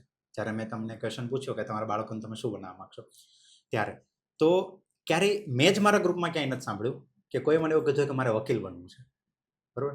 તો આજના યુથને જો તમે કઈ રીતે ઇન્સ્પાયર કરશો, તમારે કેવું હોય કે નહીં તમારે આ ડિરેક્શનમાં તમારું કરિયર બનાવવું જોઈએ, તો તમે શું કહેશો? વકીલાતનો જે વ્યવસાય જે છે ને એની જે સુંદરતા જે છે ને એ વ્યક્તિ વકીલ બને તો વધારે નજીકથી જોઈ શકે. પણ એ પહેલા હું એવું કહીશ કે દેશ અને સમાજની સેવા અને એ માટેની જે વ્યક્તિને દાજ હોય, દેશ દાજ હોય, સમાજ સેવાની જેને ઉત્કંઠ ઈચ્છા હોય અને સાથોસાથ પોતાના ધર્મનું રક્ષણ પણ થાય એવી જે વ્યક્તિની ભાવનાઓ હોય ને એ વ્યક્તિ વકીલાતના વ્યવસાય સાથે જોડાવાની હાલ તાતી જરૂરિયાત છે. કારણ કે ડોક્ટર અને એન્જિનિયર્સ તો તમને મળશે, તમે સારા ડોક્ટર્સ અને એન્જિનિયર્સ પણ સમાજને આપી જાણશો, પણ જો કાયદાકીય બાબતોને ધ્યાનમાં રાખવા માટે, એનું નિર્વહન કરવા માટે, યથાયોગ્ય રીતે નામદાર કોર્ટની અંદર સારા વકીલો થકી કેસનું પ્રોજેક્શન કરવા માટે જો તમારા સમાજના માણસો નહીં હોય તો ના તમારો સમાજ બચશે, ના તમારી સંસ્કૃતિ બચશે અને ના ધર્મ બચશે. અને જો ધર્મ નહીં બચે ને તો તમારો નાશ નિશ્ચિત છે. એટલે સમાજને સારા વકીલોની જરૂર છે અને સારા વકીલો સમાજને આપવા માટે હું એવી અપીલ કરીશ કે મેક્સિમમ વાલીગણ આ બાબતે વિચારે અને આ વ્યવસાયની અંદર જોડાવા માટે થઈને પોતાના બાળકને એક લીગલ એજ્યુકેશન આપે. રાઈટ. સો અત્યારે તમારી સાથે વાત થઈ ને તો પછી મને અત્યારે એક વિચાર આવ્યો કે એડવોકેટ હોય, બરાબર, એને લોકો આમ સ્ટ્રીક વધારે જોતા હોય, રાઈટ? તો તમારી બીજી સાઈડ શું છે? વકીલને તો પહેલા જે છે ને એ જ્યાં પણ જાય ને, ઘર પરિવારમાં જાય, મિત્ર વર્તુળમાં જાય, ક્યાંય ચોરે ચૌટે ક્યાંક બેસે બેઠકમાં, તો એને પહેલા વકીલ તરીકે જ જોવામાં આવે. મગજની અંદર એવા જે વિચારો સાથે કે આ તો વકીલ છે. એ વકીલની પાછળ બી એક માણસ છે. મારા આસપાસ જેટલા લોકો રહે છે ને એ લોકો મને વકીલ તરીકે ઓછો ઓળખે છે અને પર્યાવરણ પ્રેમી તરીકે, વૃક્ષ પ્રેમી તરીકે. કેટલાક લોકોને તો કદાચ ઘણી વખત એવું થઈ જાય કે મને માળી બી સમજી બેસે કે આને તો બહુ રસ છે આમાં. તો તમારો કોઈ પણ વર્તાવ જે છે ને એ તમે કોર્ટ સુધી જ વકીલ છો, તમારી ઓફિસ સુધી જ વકીલ છો, પછી તમે એક સામાન્ય હ્યુમન બિંગ છો. એ દરેક સામેવાળા વ્યક્તિને પણ એ વાતનો અહેસાસ કરાવવો જોઈએ. તમને વકીલ તરીકે કોઈ સંબોધતું હોય ને, એ વકીલ સાહેબ, કે યાર આનંદભાઈ કે નહીં યાર, શું કરવા વકીલ કહીને બોલાવે, નથી ગમતું. મને તું કોર્ટમાં બોલાવીશ તો ગમશે, તારા માટે હું વકીલ નથી. એ પ્રકારનો એટીટ્યુડ જે છે એ દરેક વ્યક્તિ કેળવવો જોઈએ. વકીલને માત્ર વકીલ તરીકે ના જોવો જોઈએ. અને મારી આસપાસ રહેતા વ્યક્તિઓમાં કોઈ ખાસ કરીને મને વકીલ તરીકે નથી સંબોધતું. તો શું કરતા હો છો? કારણ કે વીકેન્ડ્સ હોય, ફ્રી ટાઈમ મારો હોય, રસનો વિષય જે છે ને એ વૃક્ષારોપણ છે. લગભગ તમને કદાચ એવું લાગશે કે આ પાગલપનની હદ કહેવાય, પણ હું રોજ નવા 2 પ્લાન્ટ્સ રોપતો હોઉં છું. રોજ કાં તો સીડ સ્વરૂપે અને કાં તો ફિઝિકલ સ્વરૂપે પ્લાન્ટ લાઈન રોપતો હોઉં. પણ આ મારી એક નિત્યક્રમ છે કે એટલીસ્ટ કાં તો હું કલમ કરીને કોઈ 2 નવા છોડ બનાવું. એનાથી વ્યક્તિ શું છે કે પોતે જીવે છે એવો અહેસાસ થાય. એને બી ખબર છે કે પ્રકૃતિ જે છે ને, તમે જોશો ને કે પ્રકૃતિની અંદર જે પાંદડા પીળા પડી જાય છે તો એ પછી પણ એમાં ગ્રીન પાંદડા આવે છે. એટલે it inspires you, nature inspires you, mother nature inspires you to be alive. Productive બનો, નીત નવા બનો. એ મારો રસનો વિષય છે. મને એમાં આનંદ મળે છે. કારણ કે હું કોઈ ફાલતુ ચર્ચા કરું, કોઈની જોડે વાદ વિવાદમાં ઉતરી જવું, એના કરતાં બેટર છે કે હું મારા વૃક્ષો સાથે વાતો કરું. મારા 2 બચ્ચા ઉપરાંત મારા ઘરની આસપાસ મારા બહુ બધા બચ્ચા છે. એ વૃક્ષો છે, પ્લાન્ટ્સ. તો આ વૃક્ષો પ્રત્યે પર્યાવરણ પ્રત્યે જે આ પ્રેમ છે બરોબર એ મતલબ ક્યારથી છે? એની પાછળની સ્ટોરી એવી છે કે મારા મેરેજ 2000માં થયા. ભગવાને મને 2021માં 2 બચ્ચા આપ્યા. હાલ મારા બચ્ચા 5 વર્ષના છે. મારો એક મિત્ર છે, એ અત્યારે ગવર્મેન્ટની અંદર બહુ સારી પોસ્ટ ઉપર છે, અમિત તિવારી નામ છે, અને કોલેજ કાળનો મિત્ર છે. મારા મેરેજ થયા એ પહેલાનો મિત્ર. મેરેજને 3-4 વર્ષ થયા ને એટલે એના ઘરે જવાનું થયું. તો એના માતા બહુ વયસ્ક હતા. એમણે મને એક સલાહ આપી कि बेटा तेरे यहाँ बच्चे नहीं होते ना तो तू पर्यावरण की सेवा कर, पंछियों की सेवा कर, उनके लिए घोंसले बना, पेड़ पौधे लगा. જવાનીના જોશમાં મારા મગજમાં એમ હતું કે યાર આ બાબતમાં કંઈ વાતમાં કંઈ તથ્ય નથી, આને એને શું લેવા દે. બિકોઝ આપણે શું સમજીએ કે this is all physical products, એને નેચર સાથે શું લેવા દે. રાઈટ. એટલે મેં એને એની તરફ દુર્લક્ષ્ય સેવ્યું.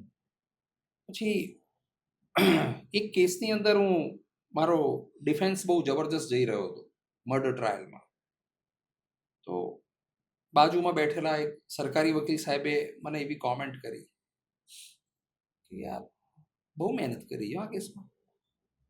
હું તો દરેક કેસમાં કરું છું ભાઈ, આમાં ક્યાં નવી વાત છે. પણ કે યાર તારે કોઈ ખાનાર તો નથી ને કે છે, કોના માટે મહેનત કરી. એટલે મેં કહ્યું બોલ પપ્પા, બોલ પપ્પા, હું તને હું એડોપ્ટ કરી લઉં, દત્તક લઈ લઉં. You don't try to distract me. તું ગમે તેટલો ડિસ્ટ્રેક્ટ કરીશ ને હું મારો જે ડિફેન્સ લેવાનો છે ને હું આજે લઈને જ જઈશ. Don't misbehave with me. એ દિવસે મને ઘરે આવીને બહુ લાગી આવ્યો, હું રડી ગયો. મને થયું કે ભગવાને બધું આપ્યું છે, બચ્ચા નથી. એ વખતે એની રેમેડીઝમાં મને આ મારા મિત્રની મધરના શબ્દો યાદ આવ્યા. એટલે મેં 2019માં એને જીવનના ભાગરૂપે એ બાબતને સ્વીકારી લીધી કે રોજ સવારે પડે ને એટલે પાવડો કોદાળી લઈ નજીકના પબ્લિક ગાર્ડન્સમાં જવાનું, પોતાના પૈસે એને વોલન્ટરી જો કોઈ આપવા રેડી હોય તો એની પાસેથી પૈસા ઉઘરાઈ અને વૃક્ષારોપણ કરવા. તો અમારા નારણપુરા વિસ્તારની અંદર જે છે ને ડીકે પટેલ હોલની બાજુમાં એક પબ્લિક ગાર્ડન છે, માધવ સ્મૃતિ ગાર્ડન. માધવરાવ સદાશિવરાવ ગોલવલકર જે RSSના દ્વિતીય સરસંઘચાલક હતા, એમના નામથી છે. એટલે મેં એવું સમજ્યું કે ભાઈ આવા પ્રખર વ્યક્તિને એક મારાથી જેટલી પુષ્પાંજલિ શ્રદ્ધાંજલિ આપી શકાય એટલે પણ મારે આ ગાર્ડનને પહેલા ચૂઝ કરવું જોઈએ. હું કંઈ RSS સાથે ડાયરેક્ટ જોડાયેલો છે એવું છે નહીં, પણ બચપનથી જે છે ને મને મારા ધર્મ માટે ગૌરવ છે. એટલે મને જે મારા ધર્મને માન સન્માન આપતા હોય એ બધા મારા માટે પૂજનીય છે. એટલે મેં ત્યાં વૃક્ષારોપણ ચાલુ કર્યું. મને ત્યાં 5-1 વ્યક્તિઓની એવી સરસ ટીમ મળી.